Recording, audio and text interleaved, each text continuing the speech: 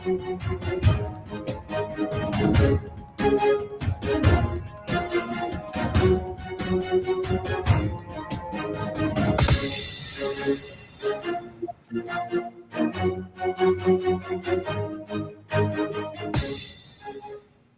Radio USA ਸੁਣ ਰਹੇ ਸਾਰੇ ਹੀ ਮਾਣਯੋਗ ਅਤੇ ਸਤਿਕਾਰ ਸਰੋਤਿਆਂ ਨੂੰ ਪਿਆਰ ਸਤਿਕਾਰ ਸਾਨੀ ਕੀ ਜਿਹੀ ਸਤਿ ਸ੍ਰੀ ਅਕਾਲ ਸਭ ਨੂੰ ਜੀ ਨੂੰ ਆਖਦੇ ਹਾਂ।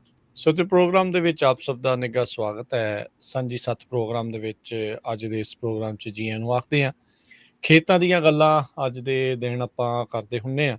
ਸੋ ਅੱਜ ਇੱਕ ਵਾਰੀ ਫੇਰ ਆਪਾਂ ਜੀ ਨੂੰ ਆਖਦੇ ਹਾਂ ਜਸਬੀਰ ਸਿੰਘ ਸਿੱਧੂ ਹੁਣਾਂ ਨੂੰ। ਉਹ ਆਪਣੇ ਨਾਲ ਇਸ ਟਾਈਮ ਜੁੜ ਚੁੱਕੇ ਨੇ ਤੇ ਖੇਤੀਬਾੜੀ ਨਾਲ ਸੰਬੰਧਿਤ ਗੱਲਾਂ ਬਾਤਾਂ ਕਰਨਗੇ। ਜਸਬੀਰ ਜੀ ਸਵਾਗਤ ਹੈ, ਸਤਿ ਸ਼੍ਰੀ ਅਕਾਲ ਜੀ, ਜੀ ਆਇਆਂ ਨੂੰ ਜੀ। ਹਾਂਜੀ, ਸਤਿ ਸ਼੍ਰੀ ਅਕਾਲ ਰਾਜਕਰਨ, ਸਾਰੇ ਸਰੋਤਿਆਂ ਨੂੰ ਸਤਿ ਸ਼੍ਰੀ ਅਕਾਲ। ਵਾਹਿਗੁਰੂ ਜੀ ਕਾ ਖਾਲਸਾ, ਵਾਹਿਗੁਰੂ ਜੀ ਕੀ ਫਤਿਹ। ਸੋ ਅੱਜ ਸਰੋਤਿਓ ਗੱਲਾਂ ਬਾਤਾਂ ਕਰਨੀਆਂ ਆ ਜੋ ਇਸ ਟਾਈਮ ਮੌਜੂਦਾ ਹਾਲਾਤ ਚੱਲ ਰਹੇ ਨੇ। ਹਾਰਵੈਸਟ ਸੀਜ਼ਨ ਚੱਲ ਰਿਹਾ ਆ। ਤੁਸੀਂ ਵੈਲੀ ਦੇ ਵਿੱਚ ਆ ਜਾਂ ਕਿਸੇ ਹੋਰ ਥਾਂ ਦੇ ਉੱਤੇ ਆ, ਖਾਸ ਕਰਕੇ ਜੇ ਆਪਾਂ ਕੈਲੀਫੋਰਨੀਆ ਦੀ ਗੱਲ ਇਹਦੇ ਵਿੱਚ ਕਰਦੇ ਜਾਈਏ ਤਾਂ ਝਾੜ ਚੜਾਈ ਦਾ ਕੰਮ ਇਸ ਟਾਈਮ ਜਸਵੀਰ ਜੀ ਪੂਰੇ ਜ਼ੋਰਾਂ ਸ਼ੋਰਾਂ ਦੇ ਉੱਤੇ ਆ। ਹਰ ਇੱਕ ਜਾਣਾ, ਹਰ ਇੱਕ ਫਾਰਮਰ ਇਸ ਟਾਈਮ ਸੁਪਰ ਬਿਜ਼ੀ, ਜਿਹਨੂੰ ਆਖਿਆ ਸ਼ਬਦ ਵਰਤਿਆ ਜਾਂਦਾ ਆ ਵੀ ਪੂਰੀ ਤਰ੍ਹਾਂ ਜਿਹੜੇ ਉਹ ਬਿਜ਼ੀ ਨੇ। ਬਦਾਮ ਜਿਨ੍ਹਾਂ ਦੇ ਲੱਗੇ ਆ ਉਹ ਝੜ ਰਹੇ ਨੇ, ਸਵੀਪ ਹੋ ਰਹੇ ਨੇ, ਵੈਕਿਊਮ ਹੋ ਰਹੇ ਨੇ, ਇਕੱਠੇ ਜਿਹੜੇ ਹੋ ਰਹੇ ਆ। ਸੋ ਅੱਜ ਆਪਾਂ ਹਾਰਵੈਸਟਿੰਗ ਦੇ ਨਾਲ ਸੰਬੰਧਿਤ ਗੱਲਾਂ ਬਾਤਾਂ ਦੇ ਉੱਤੇ ਜ਼ੋਰ ਜਿਹੜਾ ਉਹ ਦੇਵਾਂਗੇ। ਝਾੜ ਕਿੱਦਾਂ ਦਾ ਹੋ ਰਿਹਾ, ਕੀ ਪ੍ਰਾਈਸਿਸ ਵਗੈਰਾ ਆ ਰਹੀਆਂ ਨੇ, ਕਿਹੜੀਆਂ ਕਿਹੜੀਆਂ ਚੀਜ਼ਾਂ ਦਾ ਅਸਰ ਇਸ ਵਾਰ ਝਾੜ ਦੇ ਉੱਤੇ ਆਪਾਂ ਨੂੰ ਦਿਖੇਗਾ ਤੇ ਭਵਿੱਖ ਦੇ ਉੱਤੇ ਜੋ ਮੌਜੂਦਾ ਹਾਲਾਤ ਚੱਲ ਰਹੇ ਆ ਉਹਦੇ ਉੱਤੇ ਕੀ ਜਿਹੜਾ ਉਹ ਅਸਰ ਰਹਿਣ ਵਾਲਾ ਆ। ਸੋ ਸਭ ਤੋਂ ਪਹਿਲਾਂ ਜੇ ਸ਼ੁਰੂ ਕਰਦੇ ਜਾਈਏ ਜਸਵੀਰ ਜੀ, ਸੋ ਬਦਾਮ ਦੇ ਨਾਲ ਕੀ ਹੋਰ ਵੀ ਕਿਸੇ ਹੋਰ ਵੀ ਕ੍ਰੌਪ ਦਾ ਜਿਹੜਾ ਝਾੜ ਚੱਲ ਰਿਹਾ ਜਾਂ ਇਸ ਟਾਈਮ ਸਾਰਾ ਜ਼ੋਰ ਬਦਾਮ ਤੇ ਹੀ ਆ? ਨਹੀਂ ਰਾਜਕਰਨ, ਇਸ ਵਕਤ ਸਾਰੇ ਸੀਜ਼ਨ ਦੀ ਜਿਹੜੀ ਮਿਹਨਤ ਕੀਤੀ ਆ, ਸਾਰੇ ਹੀ ਕ੍ਰੌਪ ਹਾਰਵੈਸਟਿੰਗ 'ਚ ਆ ਰਹੇ ਆ। ਪਹਿਲਾਂ ਚੈਰੀਜ਼ ਆਈ ਸੀਗੀਆਂ ਅਪ੍ਰੈਲ ਦੇ ਵਿੱਚ, ਮੁੜ ਕੇ ਫਿਰ ਹੁਣ ਪੀਚਸ ਪਹਿਲਾਂ ਆ ਗਏ ਸੀ ਮਈ ਜੂਨ ਦੇ ਵਿੱਚ, ਤੇ ਹੁਣ ਇਸ ਵਕਤ ਜ਼ੋਰੋ ਜ਼ੋਰ ਚੱਲ ਰਿਹਾ ਹੈਗਾ ਆਲਮੰਡਸ ਦਾ ਤੇ ਜਿਹੜੇ ਅਰਲੀ ਵਾਈਨ ਗ੍ਰੇਪ ਦੀਆਂ ਵੈਰਾਈਟੀਆਂ ਉਹ, ਤੇ ਜਿਹੜੇ ਰੀਜ਼ਨ ਲਈ ਪਿਕ ਕਰੀਦੇ ਆ ਉਹ ਵੀ ਆਲਮੋਸਟ ਥੋੜੇ ਥੋੜੇ ਫਾਰਮਰਸ ਲੱਗੇ ਆ। ਮੈਨੂੰ ਨੈਕਸਟ ਵੀਕ ਤੱਕ ਪੂਰਾ ਜ਼ੋਰ ਪੈ ਜਾਊਗਾ। ਸੋ ਜੇ ਆਪਾਂ ਗੱਲ ਕਰਦੇ ਜਾਈਏ, ਜੇ ਬਦਾਮਾਂ ਤੋਂ ਆਪਾਂ ਸ਼ੁਰੂ ਕਰਦੇ ਜਾਈਏ, ਵੈਲੀ ਵਿੱਚ ਕਾਫੀ ਭਾਰੀ ਹਿੱਸਾ ਜਿਹੜਾ ਅੰਡਰ ਏਕੜ ਜਿਹੜੀ ਆ ਉਹ ਬਦਾਮ ਦੀ ਜਿਹੜੀ ਉਹ ਹੈਗੀ ਆ। ਕੋਈ ਇਸ ਵਾਰ ਕੋਈ ਆંકੜੇ ਹੈਗੇ ਨੇ ਵੀ ਕਿੰਨੇ ਕੁ ਇਸ ਵਾਰ ਬਦਾਮ ਜਿਹੜੇ ਵੈਲੀ ਦੇ ਵਿੱਚ ਜਾਂ ਕੈਲੀਫੋਰਨੀਆ ਦੇ ਵਿੱਚ ਜਿਹੜੇ ਉਹ ਲਗਾਏ ਗਏ ਸੀ, ਕਿੰਨੇ ਏਕੜ ਆ? ਹਾਂਜੀ, ਨਹੀਂ ਏਕਰੇਜ ਤਾਂ ਓਵਰ ਮਿਲੀਅਨ ਏਕੜ ਹੈਗੇ ਆ ਜਿਹੜੇ ਪਲਾਂਟਡ ਆ, ਹਾਰਵੈਸਟ ਹੋ ਰਹੇ ਆ।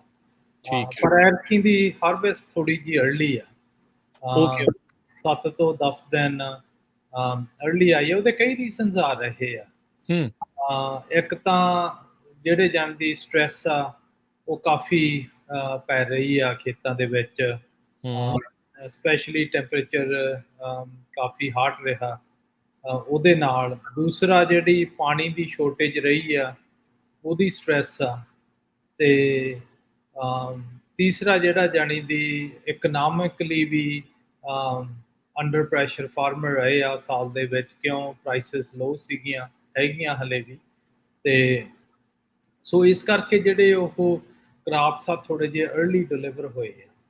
ਉਹਨਾਂ ਦੀ ਸਟ੍ਰੈਸ ਦੇ ਨਾਲ ਉਹਨਾਂ ਨੇ ਹਫ਼ਤਾ ਕੁ ਅਰਲੀ ਹਾਰਵੈਸਟ ਹੋ ਗਈ ਆ, ਨੋਰਮਲੀ ਲੇਟ ਹੁੰਦੀ ਹੈ। ਠੀਕ ਹੈ। ਸੋ ਵੀਕ ਅਰਲੀ ਹੋਣ ਦੇ ਨਾਲ ਕਿਸਾਨ ਜਿਹੜਾ ਤਿਆਰੀ ਕਰ ਰਿਹਾ ਹੁੰਦਾ ਹਾਰਵੈਸਟ ਦੀ, ਉਹਦੇ ਤੇ ਪੂਰੀ ਤਿਆਰੀ ਦੇ ਉੱਤੇ ਕਿੱਦਾਂ ਦਾ ਅਸਰ ਆਪਾਂ ਨੂੰ ਦੇਖਣ ਨੂੰ ਮਿਲਦਾ ਆ? ਕਿ ਜਿਹੜੇ ਹਾਰਵੈਸਟਿੰਗ ਦੇ ਲਈ ਇਕਵਿਪਮੈਂਟ ਉਹਨੂੰ ਚਾਹੀਦਾ ਹੁੰਦਾ ਹੈ, ਉਹਨੂੰ ਆਸਾਨੀ ਨਾਲ ਫਿਰ ਵੀ ਮਿਲ ਜਾਂਦਾ? ਨਹੀਂ, ਉਹ ਹੁੰਦਾ ਕੀ ਹੈ ਨਾ ਕਿ ਜੇ ਤਾਂ ਪੂਰੇ ਜਾਣੇ ਦੀ ਟਾਈਮ ਸਿਰ ਸਕੈਜੂਲ ਸਿਰ ਚੱਲੀ ਜਾਵੇ, ਫਿਰ ਉਹ ਪਹਿਲਾਂ ਇੱਕ ਵੈਰਾਈਟੀ ਆਉਂਦੀ ਆ ਅਰਲੀ ਨਾਨ ਪ੍ਰੈਲ, ਮੁੜ ਕੇ ਫਿਰ ਦੂਸਰੀਆਂ ਵੈਰਾਈਟੀਆਂ ਆਉਂਦੀਆਂ ਹਫ਼ਤੇ ਬਾਅਦ। ਉਹ ਜਿਨ੍ਹਾਂ ਦੀ ਤਾਂ ਆਪਦੀ ਵੀ ਇਕੁਇਪਮੈਂਟ ਲਾ ਲਓ, ਜਿਹੜੇ ਕਸਟਮ ਵੀ ਬਾਹਰੋਂ ਕਰਾਉਂਦੇ ਆ, ਉਹਨਾਂ 'ਤੇ ਪ੍ਰੈਸ਼ਰ ਬਹੁਤ ਪੈਂਦਾ ਕਿ ਨੋਰਮਲੀ ਤੁਹਾਡੇ ਜਾਂਦੀ ਜਿਹੜੀ ਏਕਰੇਜ ਆ ਉਹ ਇੱਕਦਮ ਆ ਜਾਂਦੀ ਹੈ। ਜਿੱਦਾਂ ਸਪੈਸ਼ਲੀ ਆਹ ਸੀਜ਼ਨ ਦੇ ਵਿੱਚ ਇੰਨੀ ਸਟ੍ਰੈਸ ਸੀ ਕਿ 5 ਕੁ ਦਿਨ ਪਹਿਲਾਂ ਲੱਗਦਾ ਸੀਗਾ ਜਾਣੀ ਦੀ ਵੀ ਹਲੇ ਉਹ ਬਦਾਮ ਖੁੱਲ ਹੀ ਰਹੇ ਆ, ਹਾਲ ਹੂੰ, ਓਪਨ ਰਹੇ ਆ, ਤੇ ਵੀਕ ਦੇ ਵਿੱਚ ਦੀ ਉਹ ਪੂਰੇ ਖੁੱਲ ਗਏ। ਵੀ ਉਹਨਾਂ ਨੂੰ ਸਾਰੇ ਹੀ ਜਾਣੀ ਦੀ ਤੁਸੀਂ ਹਾਰਵੈਸਟ ਕਰ ਲਓ। ਉਹ ਐਨਵਾਇਰਨਮੈਂਟ ਦੀ ਇੰਪੈਕਟ ਸੀਗੀ ਬਹੁਤ, ਜਾਣੀ ਦੀ ਉਹਦੇ ਨਾਲ ਫਿਰ ਕਈ ਇੰਪੈਕਟਸ ਪੈ ਜਾਂਦੇ ਆ। ਇੱਕ ਤਾਂ ਤੁਹਾਡਾ ਡੈਫੀਨਿਟਲੀ ਸਕੈਜੂਲਿੰਗ ਦਾ ਬਹੁਤ ਹੁੰਦਾ ਹੈਗਾ, ਕਿ ਇੱਦਾਂ ਲੱਗਦਾ ਹੁੰਦਾ ਵੀ ਜਾਂਦੀ ਸਾਰੇ ਖੇਤ ਭਾਵੇਂ ਇੱਕਦਮ ਤੁਸੀਂ ਹਾਰਵੈਸਟ ਕਰਦੇ ਹੋ, ਉਨੀ ਇਕੁਇਪਮੈਂਟ ਹੈ ਨਹੀਂ, ਉਨੀ ਚਲਾ ਵੀ ਨਹੀਂ ਸਕਦੀ, ਕਿਉਂ ਲੇਬਰ ਵੀ ਚਾਹੀਦੀ ਆ ਹੂੰ, ਉਸ ਹਿਸਾਬ ਦੇ ਨਾਲ। ਸੋ ਇਸ ਵਕਤ ਫਾਰਮਰ ਜਿਨ੍ਹਾਂ ਕੋਲੇ ਤਾਂ ਆਪਦੀ ਇਕੁਇਪਮੈਂਟ ਆ, ਉਹ ਤਾਂ ਦਿਨ ਰਾਤ ਲੱਗੇ ਆ ਹੈ 18 ਤੋਂ 22 ਘੰਟੇ। ਹੂੰ, ਹੂੰ, ਉਹਨਾਂ ਨੂੰ ਇਕੁਇਪਮੈਂਟ ਜਿੰਨੀ ਮੈਕਸਿਮਮ ਚਲਾ ਸਕਦੇ ਆ, ਛੇਤੀ ਹਾਰਵੈਸਟ ਕਰ ਲਓ। ਜਿਹੜੇ ਕਸਟਮ ਕਰਾਉਂਦੇ ਆ ਬਾਹਰੋਂ, ਉਹ ਵੀ ਕੋਸ਼ਿਸ਼ ਕਰ ਰਹੇ, ਟਿਪਿਕਲੀ ਹੋ ਜਾਂਦਾ ਜਦੋਂ ਤੁਸੀਂ ਇੱਕ ਫਾਰਮਰ ਦੇ ਪਿੱਛੇ ਸਕੈਜੂਲ ਡਿਲੇ ਹੋ ਜੇ, ਉਹ ਫਿਰ ਕਿਊਮੂਲੇਟ ਹੁੰਦਾ ਹੁੰਦਾ, ਉਹ ਸਾਰਿਆਂ ਲਈ ਡਿਲੇ ਹੁੰਦੀ ਹੈ ਨਾ। ਤੇ ਜਿਹਦੀ ਫਸਲ ਝਾੜੇ ਪਏ ਹੁੰਦੇ, ਜਿੱਦਾਂ ਹੁਣ ਬਦਾਮ ਪਹਿਲਾਂ ਸ਼ੇਕ ਹੁੰਦੇ ਆ, ਫਿਰ ਉਹਨਾਂ ਨੂੰ ਗਰਾਊਂਡ 'ਚ ਹਫ਼ਤੇ ਬਾਅਦ ਸਵੀਪ ਕਰੀਦੀ ਆ। ਉਹ ਜਾਂਦੀ ਪਹਿਲਾਂ ਤਾਂ ਸਾਰੇ ਖਿਲਰੇ ਬਦਾਮ ਹੁੰਦੇ ਆ, ਉਹਨਾਂ ਨੂੰ ਫਿਰ ਵਿਚਾਲੇ ਇਕੱਠੇ ਕਰ ਲਈਦੇ, ਇੱਕ ਲਾਈਨ ਉਹਨਾਂ ਨੂੰ ਲਾਈਨ ਬਣਾ ਲਈਦੀ ਆ।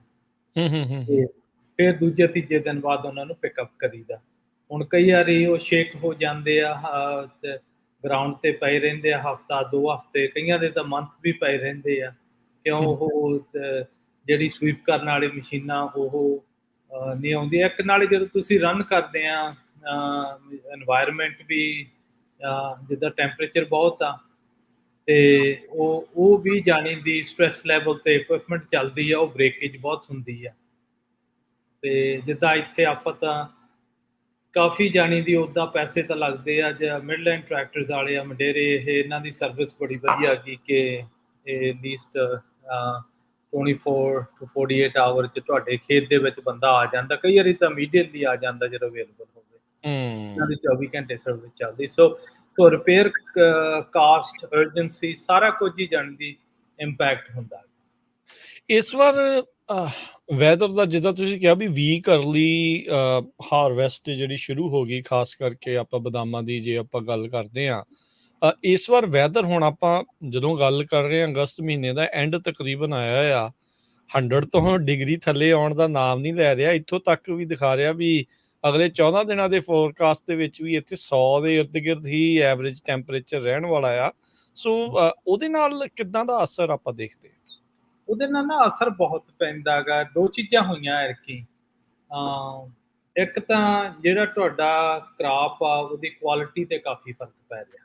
ਅੱਛਾ, ਸੋ ਕਿੱਦਾਂ ਦਾ ਕਿਉਂ ਹੈ ਇਸ ਵਾਰ ਕੁਆਲਿਟੀ? ਕਿਉਂ ਜਿੱਦਾਂ ਜਾਂਦੀ ਟਿਪਿਕਲੀ ਸਾਈਜ਼ ਜਾਣੀ ਦੀ 1 ਆਉਂਸ ਦੇ ਵਿੱਚ 24 ਕੁ ਬਦਾਮ ਪੈਂਦੇ ਹੁੰਦੇ, 24 ਤੋਂ 27। ਠੀਕ ਜਿਹੜਾ ਹੈ। ਫਾਰਮਰਸ ਨੂੰ ਜਿਹੜੇ ਮਾਰਕੀਟ ਦੇ ਵਿੱਚ ਵਿਕਦੇ ਆ, ਉਹ ਸਾਈਜ਼ ਹਿਸਾਬ ਨਾਲ ਵਿਕਦੇ ਆ, ਕਿੰਨਾ ਵੱਡਾ ਹੂੰ, ਬਦਾਮ ਦਾ ਨਟ ਆ, ਤੇ ਉਹ ਐਤਕੀ ਸਾਈਜ਼ ਬਹੁਤ ਛੋਟਾ ਗਾ। ਹੂੰ, ਹਨਾ, ਤੇ ਉਹ ਟਿਪਿਕਲੀ ਜਦੋਂ ਹੋਲਰਸ ਨਾਲ ਜਿਹੜੇ ਪਹਿਲਾਂ ਉਹਨੂੰ ਸ਼ਿਲਿੰੰਗ ਕਰਦੇ ਆ, ਜਿੱਥੇ ਆ ਕੇ ਪਹਿਲਾ ਪ੍ਰੋਸੈਸ ਆ, ਉਹ ਹੂੰ, ਸਭ ਦੇ ਆ ਰਹੇ। ਪਹਿਲਾਂ ਮੋਸਟਲੀ ਸ਼ੁਰੂ ਹੋਏ ਸੀ ਵੈਸਟ ਸਾਈਡ ਏਰੀਏ ਦੇ ਵਿੱਚੋਂ, ਚਾਹੇ ਹੂੰ, ਸਾਊਥ ਬੇਕਰਸਫੀਲਡ ਏਰੀਆ, ਉਹ ਸਾਰਿਆਂ ਦੇ ਵੀ ਜਾਣੀ ਦੀ ਰਿਪੋਰਟਾਂ ਦੇ ਸਾਈਜ਼ ਕਾਫੀ ਜਾਣੀ ਦੀ ਛੋਟਾ। ਹੂੰ, ਹੂੰ, ਹੂੰ, ਹੂੰ, ਤੇ ਉਹਦੇ ਕਈ ਕਾਰਨ ਆ।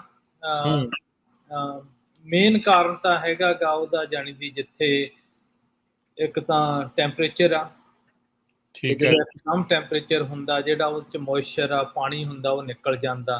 ਤੇ ਹੂੰ, ਦੂਸਰਾ ਇਹ ਵੀ ਆ ਕਿ ਜਾਣੀ ਦੀ ਜਿਹੜੀ ਪਾਣੀ ਆ, ਉਹਦੀ ਕੁਆਲਿਟੀ ਦਿਨੋਂ ਦਿਨ ਖਰਾਬ ਹੁੰਦੀ ਆ।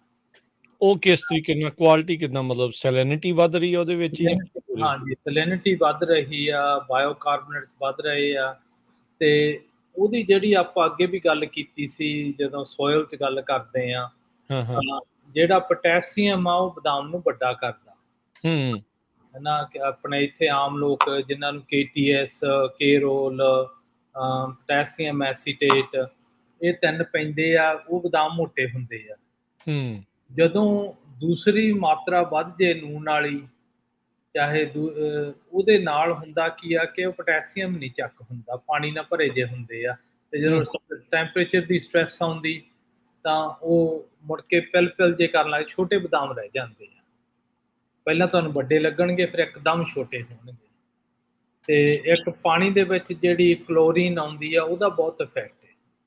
ਉਹ ਜਾਣੀ ਦੀ ਨਟ ਦੇ ਵਿੱਚ ਪਾਣੀ ਹੋਲਡ ਕਰਦੀ ਆ ਤੇ ਮੁੜ ਕੇ ਸ਼ਰਿੰਕੇਜ ਹੁੰਦੀ ਆ। ਸੋ ਜਿਹੜੀ ਪਾਣੀ ਦੀ ਕੁਆਲਿਟੀ ਆ, ਸੈਲਿਨਿਟੀ ਜ਼ਿਆਦਾ ਹੋਣ ਦੇ ਨਾਲ ਉਹਦਾ ਜਾਂਦੀ ਜਿਹੜਾ ਸਾਈਜ਼ ਆ ਬਹੁਤ ਛੋਟਾ ਰਹਿ ਗਿਆ। ਦੂਸਰਾ ਇਹ ਵੀ ਸੀ ਕਿ ਜਿਹੜਾ ਫਰਟੀਲਾਈਜ਼ਰ ਆ ਉਹ ਸਾਰੇ ਮਹਿੰਗੇ ਬਹੁਤ ਆ। ਜਿੱਥੇ ਲੋਕ 5 ਗੈਲਨ ਪਾਉਂਦੇ ਸੀ, ਉਹਨਾਂ ਨੇ 3 ਪਾਉਣ ਦੀ ਕੋਸ਼ਿਸ਼ ਕੀਤੀ ਵੀ ਥੋੜਾ ਜਿਹਾ ਕੱਟ ਡਾਊਨ ਕਰ ਲਈਏ। ਉਹਦੇ ਨਾਲ ਵੀ ਇਫੈਕਟ ਪਿਆ ਸਾਈਜ਼ ਦਾ। ਤੇ ਸੋ ਕਈ ਫੈਕਟਰਸ ਆਏ ਆ ਜਿਹਦਾ ਉਹਦੇ ਓਵਰਆਲ ਰਿਜ਼ਲਟ ਪੈਂਦਾ ਗਾ।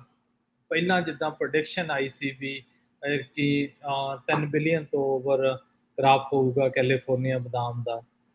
ਫਿਰ ਰੀਅਸੈਸ ਹੁੰਦਾ ਗਾ, ਉਹ 2.6 ਆ ਜਾਂਦਾ ਹੁਣ ਐਟ ਦੀ ਐਂਡ, 2.6 ਬਿਲੀਅਨ। ਹੁਣ ਇਹ ਲੱਗਦਾ ਕਿ ਜਿਹੜਾ ਸਾਈਜ਼ ਆ, ਇੰਨਾ ਸਾਈਜ਼ ਛੋਟਾ ਆ ਰਿਹਾ, ਉਹ ਤੋਂ ਵੀ ਘਟ ਜਾਣਾ। ਵਾਓ। ਬਦਾਮ ਜਿਹੜੇ ਛੋਟੇ ਛੋਟੇ ਆ ਰਹੇ ਆ। ਇਹ ਇਕੱਲੇ ਬਦਾਮ ਨਹੀਂ, ਦੂਸਰੇ ਕ੍ਰਾਪਾਂ ਤੇ ਵੀ ਸੇਮ ਇਫੈਕਟ ਪੈ ਰਿਹਾ ਹੈਗਾ। ਸੋ ਮੋਸਟਲੀ ਆਪਾਂ ਫਿਰ ਜਸਬੀਰ ਜੀ ਇਹ ਦੇਖ ਰਹੇ ਹਾਂ ਵੀ ਜਿਹੜਾ ਇਸ ਟਾਈਮ ਵਾਤਾਵਰਣ ਦੇ ਵਿੱਚ, ਸੋਇਲ ਦੇ ਵਿੱਚ ਤੇ ਪਾਣੀ ਦੇ, ਇਹ ਸਾਰੀਆਂ ਚੀਜ਼ਾਂ 'ਚ ਨਿਘਾਰ ਆਉਣ ਕਰਕੇ ਆਪਾਂ ਦੇਖ ਰਹੇ ਹਾਂ ਵੀ ਕ੍ਰੌਪ ਦੀ ਯੀਲਡ ਦੇ ਵਿੱਚ ਵੀ ਆਪਾਂ ਮਾੜਾ ਅਸਰ ਦੇਖ ਰਹੇ ਹਾਂ। ਹਾਂ, ਨਹੀਂ ਜ਼ਰੂਰ ਹੈ ਨਾ। ਇੱਕ ਜਦੋਂ ਇੰਨਾ ਟੈਂਪਰੇਚਰ ਫਲਕਚੁਏਟ ਕਰਦਾ, ਚੇਂਜ ਕਰਦਾ ਹੈ ਨਾ, ਜਦੋਂ ਤੁਸੀਂ 2-3 ਚੀਜ਼ਾਂ ਡਿਟਰਮਿਨ ਕਰਦੀਆਂ ਵੀ ਜਿਹੜੀਆਂ ਕ੍ਰਾਪ ਦੀ ਜਾਣਦੀ ਕੀ ਕਿੱਦਾਂ ਦਾ ਹੋਊਗਾ। ਇੱਕ ਤਾਂ ਹੈਗਾ ਗਾ ਪਾਣੀ ਤੇ ਬਹੁਤ ਡਿਪੈਂਡ ਕਰਦਾ, ਪਾਣੀ ਵੀ ਕਦੋਂ ਲਾਉਣਾ, ਕਿੰਨਾ ਲਾਉਣਾ, ਹੈ ਨਾ। ਤੇ ਦੂਸਰਾ ਡਿਪੈਂਡ ਕਰਦਾ ਕਿ ਜਿਹੜਾ ਤੁਸੀਂ ਫਰਟੀਲਾਈਜ਼ਰਸ ਪਾਏ ਆ, ਉਹ ਕਿੰਨੇ ਪਾਏ ਆ, ਕਿਹੜੀ ਤੁਹਾਡੇ ਫਾਰਮ ਨੂੰ ਲੋੜ ਸੀਗੀ, ਹੈ ਨਾ, ਉਹ ਕਿੰਨੀ ਕੁ ਮਾਤਰਾ 'ਚ ਪਾਇਆ ਤੇ ਉਹ ਕਿੰਨੇ ਚੱਕ ਹੋ ਰਹੇ ਆ। ਕਈ ਵਾਰੀ ਤੁਸੀਂ ਪਾ ਦਿੰਦੇ ਆ, ਉਹ ਗਰਾਊਂਡ 'ਚ ਪਏ ਆ, ਉਹ ਚੱਕ ਨਹੀਂ ਹੁੰਦੇ ਓਨੇ ਛੇਤੀ, ਚਾਹੇ ਲੇਟ ਪਏ ਗਏ, ਉਹਦੇ ਨਾਲ ਉਹ ਸਾਰੀਆਂ ਚੀਜ਼ਾਂ ਇੰਪੈਕਟ ਕਰਦੀਆਂ। ਦੂਸਰਾ ਜਾਂਦੀ, ਹੁਣ ਤੁਸੀਂ ਟੈਂਪਰੇਚਰ ਦੇਖੋ, ਜਦੋਂ ਆਪਣਾ ਆਮ ਓਵਰ 100 ਡਿਗਰੀ ਹੁੰਦਾ ਗਾ, ਤੇ ਸੋਇਲ ਦਾ ਟੈਂਪਰੇਚਰ ਵੀ 80 ਕੁ ਹੋ ਜਾਂਦਾ ਗਾ। ਜੇ 80-82, ਜਿੱਥੇ ਪਹਿਲੇ ਫੁੱਟ ਦੇ ਵਿੱਚ, ਜਿੱਥੇ ਉਹ ਸੈਂਡੀ ਏਰੀਆ 'ਚ ਤਾਂ ਜ਼ਿਆਦਾ ਹੋ ਜਾਂਦਾ। ਤੇ ਉਹ ਇੱਦਾਂ ਕਿ ਜਾਣੀ ਦੀ ਜਿਹੜੇ ਟਰੀ ਆ, ਜਦੋਂ ਇੰਨਾ ਟੈਂਪਰੇਚਰ ਹੋ ਜਾਂਦਾ, ਉਹ ਪਾਣੀ ਚੱਕਣਾ ਬੰਦ ਕਰ ਦਿੰਦੇ ਆ। ਠੀਕ ਹੈ। ਉਹ ਬੰਦ ਚੱਕਣ ਦੇ ਨਾਲ ਜੇ ਉਹ ਵੀ ਬੰਦ ਹੋ ਜਾਂਦਾ, ਫਰਟੀਲਾਈਜ਼ਰ ਵੀ ਬੰਦ ਹੋ, ਫਿਰ ਸਾਰਾ ਕੁਝ ਹੀ ਬੰਦ ਹੋ ਜਾਂਦਾ ਗਾ। ਉਹ ਜਦੋਂ ਜਿੰਨਾ ਚਿਰ ਉਹ ਟੈਂਪਰੇਚਰ ਡਾਊਨ ਨਹੀਂ ਹੁੰਦਾ, ਡਾਊਨ ਜਾ ਕੇ ਸ਼ਾਮ ਨੂੰ ਹੁੰਦਾ ਗਾ, ਫਿਰ ਉਹ ਤੁਹਾਡਾ ਜਿਹੜਾ ਪੀਰੀਅਡ ਆ, ਘੰਟੇ ਉਹਨੂੰ ਟਰੀ ਨੂੰ ਜਾਣੀ ਦੀ ਗਰਾਊਂਡ 'ਚੋਂ ਨਿਊਟ੍ਰੀਸ਼ਨ ਲੈਣ ਲਈ, ਪਾਣੀ ਲੈਣ ਲਈ, ਉਹ ਬਹੁਤ ਆਵਰਸ ਘੱਟ ਜਾਂਦੇ ਆ। ਉਹਦੇ ਨਾਲ ਹੁੰਦਾ ਕੀ ਆ ਕਿ ਤੁਸੀਂ ਪਾਣੀ ਲਾ ਰਹੇ ਆ, ਕੁਝ ਤਾਂ ਵੈਪੋਰੇਟ ਹੋ ਰਿਹਾ ਗਾ, ਕੁਝ ਉਹ ਗਰਾਊਂਡ ਦੇ ਹੇਠਾਂ ਚਲਾ ਗਿਆ। ਡਿਪੈਂਡ ਕਰਦਾ ਤੁਹਾਡਾ ਸੋਇਲ ਕਿਹੜੇ ਟਾਈਪ ਦਾ ਗਾ। ਤੇ ਉਸ ਦੇ ਕਾਰਨ ਆ ਕਿ ਇੱਕ ਫਿਰ ਉਹ ਦਿਨੇ ਪਾਣੀ ਟਰੀ ਚੱਕ ਨਹੀਂ ਸਕਦੇ, ਭਾਵੇਂ ਤੁਸੀਂ ਲਾ ਰਹੇ ਆ। ਠੀਕ ਹੈ ਨਾ। ਜਦੋਂ ਟੈਂਪਰੇਚਰ ਐਕਸਟ੍ਰੀਮਸ ਹੋ ਜਾਂਦੇ ਆ, ਉਹ ਚੱਕਦੇ ਆ 50% ਤੇ ਆ ਜਾਂਦੇ ਆ, ਮੁੜ ਕੇ 40 ਚਾਹੇ 60%, ਉਹ ਜਾਂਦੀ ਫੁੱਲ ਕਪੈਸਿਟੀ ਤੇ ਨਹੀਂ ਚੱਕ ਰਹੇ। ਤੇ ਉਹਦਾ ਫਿਰ ਇੰਪੈਕਟ ਪੈ ਜਾਂਦਾ ਜਦੋਂ ਤੁਸੀਂ ਪਾਣੀ ਆਪਦੇ ਹਿਸਾਬ ਨਾਲ ਤਾਂ ਪੂਰਾ ਲਾਇਆ, ਪਰ ਬਾਹਰਲਾ ਟੈਂਪਰੇਚਰ ਵਧਿਆ ਸੀ, ਉਹਦੇ ਨਾਲ ਸੋਇਲ ਦਾ ਟੈਂਪਰੇਚਰ ਵੀ ਵਧਿਆ ਸੀ। ਤੇ ਬਦਾਮਾਂ ਤੇ ਜ਼ਿਆਦਾ ਇਫੈਕਟ ਪੈਂਦਾ, ਕਿਉਂ? ਇਹਦੇ ਜਿਹੜੀ ਜੜ੍ਹਾਂ ਗੀਆਂ ਉਹ ਪਹਿਲੇ ਫੁੱਟ ਦੇ ਵਿੱਚ ਆ, 12 ਇੰਚ ਦੇ ਵਿੱਚ। ਠੀਕ ਹੈ, ਉੱਥੇ ਜ਼ਿਆਦਾ। ਗ੍ਰੇਪਾਂ ਤੇ ਘੱਟ ਪੈਂਦਾ, ਕਿਉਂ? ਇਹਨਾਂ ਦੇ ਜਿਹੜਾ ਰੂਟ, ਜੜ੍ਹਾਂ ਗੀਆਂ ਉਹ ਹੈਗੀਆਂ ਜ਼ਿਆਦਾ ਡੀਪ ਆ ਨਾ। ਫਿਰ ਇਉਂ ਵੀ ਦੇਖਿਆ ਜਾਂਦਾ ਕਿ ਜਦੋਂ ਤੁਸੀਂ ਕਈ ਡਿਫਰੈਂਟ ਤੇ ਆਉਂਦਾ ਗਾ ਵੀ ਕਈ ਜਿਹੜੇ ਰੂਟ ਸਿਸਟਮ ਆ, ਜਿਹੜੇ ਡੀਪ ਜਾਂਦੇ ਆ ਬਦਾਮਾਂ ਦੇ ਵਿੱਚ ਵੀ, ਉਹ ਹਾਈਬ੍ਰਿਡ ਰੂਟਸ ਆ, ਉਹਨਾਂ ਦੇ ਯੀਲਡ ਵੀ ਬੈਟਰ ਹੋਊਗੀ, ਉਹਨਾਂ ਦੇ ਬਦਾਮਾਂ ਦੀ ਕੁਆਲਿਟੀ ਵੀ ਬੈਟਰ ਹੋਊਗੀ, ਕਿਉਂ? ਉਹ ਥੋੜੇ ਜਿਹੇ ਡੀਪ ਆ।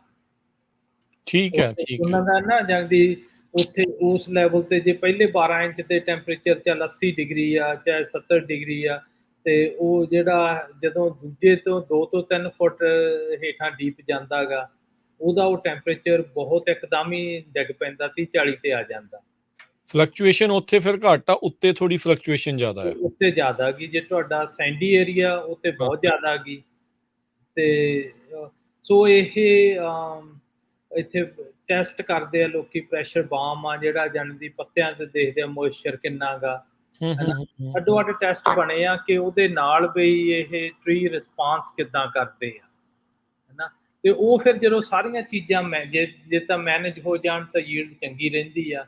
ਠੀਕ ਹੈ, ਠੀਕ ਹੈ। ਤੇ ਜੇ ਨਾ ਮੈਨੇਜ ਹੋਣ ਫਿਰ ਉਹਦਾ ਸਾਈਜ਼ ਵੀ ਘਟ ਜਾਂਦਾ। ਉਹ ਇੱਕ ਇਉਂ ਨੀ ਵੀ ਐਤਕੀ ਘਟਿਆ, ਉਹ ਗਾਹਾਂ ਨੂੰ ਵੀ ਟਰੀ ਸਟ੍ਰੈਸ ਦੇ ਵਿੱਚ ਹੀ ਪੈ ਜਾਣਾ। ਕਿਉਂਕਿ ਹੁਣ ਇਹ ਸੀਜ਼ਨ ਤਾਂ ਮਤਲਬ ਖਤਮ ਆ, ਝਾੜ ਚੜਾਈ ਜਿਹੜੀ ਹੋ ਗਈ, ਟਰੀ ਨੂੰ ਆਲਰੇਡੀ ਜਿਹੜੀ ਪੋਸ਼ਕ ਤੱਤ ਇੱਕ ਹਿਸਾਬ ਦੇ ਨਾਲ ਜੋ ਚਾਹੀਦੇ ਸੀ ਉਹ ਪੂਰੇ ਨਹੀਂ ਹੈਗੇ। ਉਹ ਅਗਲੇ ਸੀਜ਼ਨ ਦੇ ਜਿਹੜੀਆਂ ਬਰਡਸ ਆ ਉਹ ਤਾਂ ਹੁਣ ਜਿਹੜੀਆਂ ਤਿਆਰ ਹੋਣੀਆਂ ਆ, ਤੇ ਹਾਂਜੀ। ਉਹ ਬੇਸਿਕਲੀ ਉਹ ਵੀ ਸਟ੍ਰੈਸ ਵਾਲੀਆਂ ਆ। ਸੋ ਇਹ ਮਤਲਬ ਭਵਿੱਖ ਵਾਲੀ ਅਗਲੀ ਫਸਲ ਤੇ ਵੀ ਅਸਰ ਆ ਉਹਦਾ। ਅਗਲੀ ਤੇ ਵੀ ਹਾਂ, ਕਈ ਵਾਰੀ ਬਾਹਲੇ ਫਾਰਮਰ ਸੋਚਦੇ ਆ ਵੀ ਚਲ ਆਪਾਂ ਕਰਾਪ ਚੱਕ ਲਓ, ਮੁੜ ਕੇ ਫਿਰ ਪਾਣੀ ਖੁੱਲਾ ਲਾ ਦਿਆਂਗੇ, ਫਲੱਡ ਦਾ ਲਾ ਦਿਆਂਗੇ, ਚਾਹੇ ਲੋੜ ਤੋਂ ਜ਼ਿਆਦਾ ਲਾ ਦਿਆਂਗੇ, ਜਿਹੜਾ ਜਿੰਨਾ ਘਟਿਆ ਗਾ ਡਿਫੀਸ਼ੀਐਂਸੀ ਹੋਈ ਆ ਆਪਾਂ ਫਿਰ ਮੇਕਅਪ ਕਰ ਦਿਆਂਗੇ, ਹੈਨਾ। ਉਹ ਇਦਾਂ ਨਹੀਂ ਹੁੰਦਾ ਗਾ, ਹੈ। ਚਾਹੇ ਫਰਟੀਲਾਈਜ਼ਰ ਫਿਰ ਜ਼ਿਆਦਾ ਪਾ ਦਿਆਂਗੇ। ਉਹਨਾਂ ਨੂੰ ਹੁਣ ਚਾਹੀਦਾ, ਉਹ ਡਿਸਾਈਡ ਕਰ ਰਹੇ ਆ ਇਸ ਵਕਤ, ਜਦੋਂ ਤੁਸੀਂ ਇੱਕ ਵਾਰੀ ਉਹਨੂੰ ਸਟ੍ਰੈਸ ਦੇ ਵਿੱਚ ਲੈ ਆਉਂਦੇ ਆ, ਉਹਨੂੰ ਫਿਰ ਟਾਈਮ ਲੱਗਦਾ ਸਟ੍ਰੈਸ ਚੋਂ ਨਿਕਲਣ। ਹਾਂ। ਹੈਨਾ, ਵਾਕਿੰਗ ਵੂੰਡਡ ਜਿਹੜੇ ਟਰੀ ਆ ਨਾ, ਉਹਨੂੰ ਕਿਹਾ ਜਾਂਦਾ ਵੀ ਜਾਣੀ ਦੀ ਜਿੱਦਾਂ ਆਪਣੇ ਟਰਮ ਵਾਕਿੰਗ ਵੂੰਡਡ ਆ, ਕਿਤੇ ਸੱਟ ਵੱਜ ਗਈ ਆ, ਉਹਨੂੰ ਰਿਕਵਰ ਹੋਣ ਨੂੰ ਟਾਈਮ ਲੱਗੂਗਾ, ਹੈਨਾ। ਤੇ ਭਾਵੇਂ ਤੁਸੀਂ ਉਹਨੂੰ ਦੁੱਗਣਾ ਖਾਣਾ ਦੇ ਦਿਓ ਉਸ ਤੋਂ ਬਾਅਦ, ਹੈਨਾ। ਤੇ ਪਰ ਉਹ ਉਸ ਲੈਵਲ ਹੈਲਥ ਤੇ ਨਹੀਂ ਆਉਂਦਾ। ਜਿਹੜੇ ਟਾਪ ਪ੍ਰੋਡਿਊਸਿੰਗ ਖੇਤ ਕਰਦੇ ਵੀ ਆ, ਉਹਨਾਂ ਦਾ ਮੇਨ ਹੈਗਾ ਗਾ ਕਿ ਕਈਆਂ ਦੇ ਤਾਂ ਨੈਚੁਰਲੀ ਸੋਇਲ ਚੰਗਾ ਗਾ, ਉੱਥੇ ਮੋਇਸਚਰ ਤੇ ਨਿਊਟ੍ਰੀਐਂਟ ਕਾਫੀ ਉਹਨਾਂ ਦੀ ਹੋਲਡਿੰਗ ਕਪੈਸਿਟੀ ਆ, ਕਾਫੀ ਉਹ ਹੋਲਡ ਕਰ ਲੈਂਦੇ ਆ। ਕਈ ਥਾਵਾਂ ਤੇ ਉਹ ਹੋਲਡ ਨਹੀਂ ਕਰ ਸਕਦੇ। ਤੇ ਦੂਸਰਾ, ਉੱਥੇ ਜਿਹੜਾ ਪਾਣੀ ਦੀ ਕੁਆਲਿਟੀ ਮਾੜੀ ਆ, ਉਹ ਜੇ ਹੋਲਡ ਵੀ ਕਰਦੇ, ਉਹ ਮਾੜੀਆਂ ਚੀਜ਼ਾਂ ਨੂੰ ਹੋਲਡ ਕਰ ਰਹੇ ਆ। ਉਹ ਇਸ ਕਰਕੇ ਜਾਣੀ ਦੀ ਉਹ ਫਰਕ ਪੈ ਜਾਂਦਾ ਵੀ ਜਿਹੜੇ ਇਸ ਯੀਲਡ ਤੇ ਅਗਲੇ ਸਾਲ ਨੂੰ ਜਦੋਂ ਬਰਡਸ ਆਉਣੇ ਆ, ਉਹਦੇ ਜਾਂਦੀ ਨਟਸ ਬਣਨਗੇ, ਉਹ ਫਿਰ ਉਹਨੂੰ ਟਾਈਮ ਲੱਗਦਾ ਤਾਂ ਹੀ ਉਹਨੂੰ ਬੈਕ ਨੋਰਮਲ ਆਉਣ ਦੇ ਲਈ। ਸੋ ਕਾਫੀ ਜਿਹੜੀਆਂ ਇਸ ਚੀਜ਼ ਦੇ ਵਿੱਚ ਧਿਆਨ ਰੱਖਣਾ ਪੈਂਦਾ। ਇਹ ਤਾਂ ਚਲੋ ਆਪਾਂ ਬਦਾਮ ਦੇ ਪੱਖ ਤੋਂ ਗੱਲ ਕਰ ਰਹੇ ਸੀਗੇ। ਬਾਕੀਆਂ ਦੇ ਹਾਰਵੈਸਟ ਸੀਜ਼ਨ ਦਾ ਕਿਸ ਤਰੀਕੇ ਦੇ ਨਾਲ ਨਾਲ ਦੇ ਨਾਲ ਚੱਲ ਰਿਹਾ ਜਾਂ ਹੈਗਾ? ਜਿੱਦਾਂ ਹੁਣ ਵਾਈਨ ਗ੍ਰੇਪਸ ਆ, ਮੈਂ ਕਈ ਫਰੈਂਡਸ ਨਾਲ ਵੀ ਗੱਲ ਕੀਤੀ ਜਿਨ੍ਹਾਂ ਨੇ ਅਰਲੀ ਹਾਰਵੈਸਟ ਕੀਤੇ ਆ। ਹੂੰ, ਹੂੰ। ਜਿਨ੍ਹਾਂ ਨੇ ਤਾਂ ਅਰਲੀ ਕਾਫੀ ਜਾਣੀ ਦੀ ਫਾਰਮ ਟੇਕ ਕੇਅਰ ਕਰ ਲਏ। ਟੇਕ ਕੇਅਰ ਕਰਨ ਦਾ ਮਤਲਬ ਜਾਂਦੀ ਪਹਿਲਾਂ ਉਹਨਾਂ ਨੂੰ ਕਾਫੀ ਖੁਰਾਕ ਦੇ ਦਿੱਤੀ, ਜਦੋਂ ਉਹ ਬਰਡਸ ਆ ਰਹੇ ਸੀ ਸੈੱਟ, ਉਹਨਾਂ ਦਾ ਝਾੜ ਬਹੁਤ ਸੋਹਣਾ ਹੋਇਆ, ਹੂੰ। ਹੈਨਾ। ਉਹ ਯੀਲਡਸ ਵੀ ਸੋਹਣੀਆਂ ਆ ਰਹੀਆਂ ਹੈਗੀਆਂ, ਹੈਨਾ। ਤੇ ਫਿਰ ਗਾਂ ਨੂੰ ਉਹ ਰੂਬੀ ਰੈੱਡ ਜਿਹੜੇ ਕਲਰ ਲਈ ਲੇਟ ਅਕਤੂਬਰ ਨਵੰਬਰ 'ਚ ਕਰਨਗੇ, ਉਹਨਾਂ ਦਾ ਵੀ ਪੈਟਰਨ ਸ਼ੋ ਹੋ ਰਿਹਾ ਗਾ। ਸੋ ਹੂੰ। ਉੱਥੇ ਆ ਜਾਂਦਾ ਗਾ ਵੀ ਜਾਂਦੀ ਤੁਸੀਂ ਜਿਹੜੀ ਖੇਤ ਦੀ ਜਿਹੜੀ ਪ੍ਰੈਪਰੇਸ਼ਨ ਆ, ਜਿਹੜਾ ਪਹਿਲਾਂ ਕੁਝ ਕਰਦੇ ਆ, ਜੇ ਤੁਸੀਂ ਉਹਦੇ 'ਚ ਕੋਈ ਢਿੱਲ ਮੱਠ ਰੱਖੋਗੇ, ਉਹਨੂੰ ਪੂਰੀ ਖੁਰਾਕ ਨਾ ਦੇਵੋਗੇ, ਜਾਂ ਜਦੋਂ ਉਹ ਸੈੱਟ ਹੁੰਦਾ, ਉਹਦੀ ਯੀਲਡ ਤੇ ਬਹੁਤ ਇੰਪੈਕਟ ਪੈਂਦਾ। ਹੂੰ। ਤੇ ਕਈ ਕ੍ਰਾਪਸ ਤੇ ਜਿੱਦਾਂ ਹੁਣ ਇੱਥੇ ਆਪਾਂ ਨੂੰ ਬਦਾਮ ਦੇਖ ਲਓ, ਜਿਹੜੇ ਤਾਂ ਬਦਾਮ ਦੇ ਸਾਈਜ਼ ਵੱਡਾ ਗਾ, ਜਾਂਦੀ 20 ਪੈਂਦੇ ਆ ਨਾਟਾਊਂਸ ਦੇ ਵਿੱਚ, ਵਰਸਸ ਜਿਹਦੇ 34-35 ਪੈਂਦੇ ਆ, ਉਹਦਾ ਵੀ ਫਰਕ ਪੈ ਜਾਂਦਾ 50 ਸੈਂਟ ਪਾਉਂਡ ਦੇ ਪਿੱਛੇ, ਬਹੁਤ ਜਾਣੀ ਦੀ ਉਹ ਡਿਫਰੈਂਸ ਆ। ਐਤਕੀ ਵੀ ਜਦੋਂ ਉਹਨਾਂ ਦੀ ਪ੍ਰਾਈਸਿਸ ਗਾਹਾਂ ਆਊਗੀ, ਜਿਹੜਾ ਛੋਟਾ ਸਾਈਜ਼ ਹੋਊ, ਅੱਗੇ ਉਹਦੀ ਪ੍ਰਾਈਸ ਜਾਣਦੀ ਡੈਲਟਾ ਘੱਟ ਹੁੰਦਾ ਸੀ, ਵੱਡੇ ਦਾ ਜ਼ਿਆਦਾ ਥੋੜਾ ਥੋੜਾ ਘਟਦਾ ਸੀ। ਹੂੰ। ਐਤਕੀ ਕਿਉਂ ਜਦੋਂ 20-22 ਸਾਈਜ਼ ਹੈ ਹੀ ਨਹੀਂ ਮਾਰਕੀਟ ਦੇ ਵਿੱਚ, ਉਹਦੀ ਪ੍ਰਾਈਸ ਬਹੁਤ ਜ਼ਿਆਦਾ ਹਾਈ ਹੋਊਗੀ ਜਿਹਨੇ ਪ੍ਰੋਡਿਊਸ ਕਰ ਲਿਆ। ਠੀਕ ਹੈ। ਸੋ ਇਕਨੋਮਿਕ ਤੌਰ ਦੇ ਉੱਤੇ ਵੀ ਇਸ ਦਾ ਕਾਫੀ ਅਸਰ ਆਪਾਂ ਨੂੰ ਜਿਹੜਾ ਉਹ ਦੇਖਣ ਨੂੰ ਮਿਲਦਾ ਆ। ਉਸ ਦੇ ਉੱਤੇ ਵੀ ਆਪਾਂ ਵਿਚਾਰ ਚਰਚਾ ਜਿਹੜੀ ਉਹ ਗੱਲਬਾਤ ਆ ਉਹ ਜਾਰੀ ਰੱਖਾਂਗੇ। ਇੱਕ ਜਸਬੀਰ ਜੀ ਆਪਾਂ ਬ੍ਰੇਕ ਲਵਾਂਗੇ, ਬ੍ਰੇਕ ਤੋਂ ਬਾਅਦ ਦੇ ਵਿੱਚ ਆਪਾਂ ਮੁੜ ਕੇ ਵਾਪਸ ਹਾਜ਼ਰ ਹੁੰਦੇ ਹਾਂ। ਸੋ ਤੇ ਜੇ ਤੁਹਾਡਾ ਵੀ ਕੋਈ ਸਵਾਲ ਆ ਹਾਰਵੈਸਟ ਸੀਜ਼ਨ ਨੂੰ ਲੈ ਕੇ ਜਾਂ ਤੁਸੀਂ ਕੋਈ ਸਲਾਹ ਲੈਣਾ ਚਾਹੁੰਦੇ, ਪੁੱਛਣਾ ਚਾਹੁੰਦੇ ਆ ਵੀ ਆਹ ਹੋ ਰਿਹਾ, ਇੱਦਾਂ ਕਰ ਸਕਦੇ ਆ, ਕੀ ਕਰ ਸਕਦੇ ਆ, ਤਾਂ ਉਹ ਜ਼ਰੂਰ ਤੁਸੀਂ ਕਾਲ ਕਰਕੇ ਸਾਡੇ ਨਾਲ ਜੁੜ ਸਕਦੇ ਹਾਂ। ਸਟੂਡੀਓ 'ਚ ਕਾਲ ਕਰਨ ਦੇ ਲਈ ਨੰਬਰ ਹੈ 408 272 5200 4082725200। ਮਿਲਦੇ ਹਾਂ ਆਪਾਂ ਆਪਣੇ ਸਰੋਤਿਆਂ ਨੂੰ ਇੱਕ ਬ੍ਰੇਕ ਤੋਂ ਬਾਅਦ 'ਚ।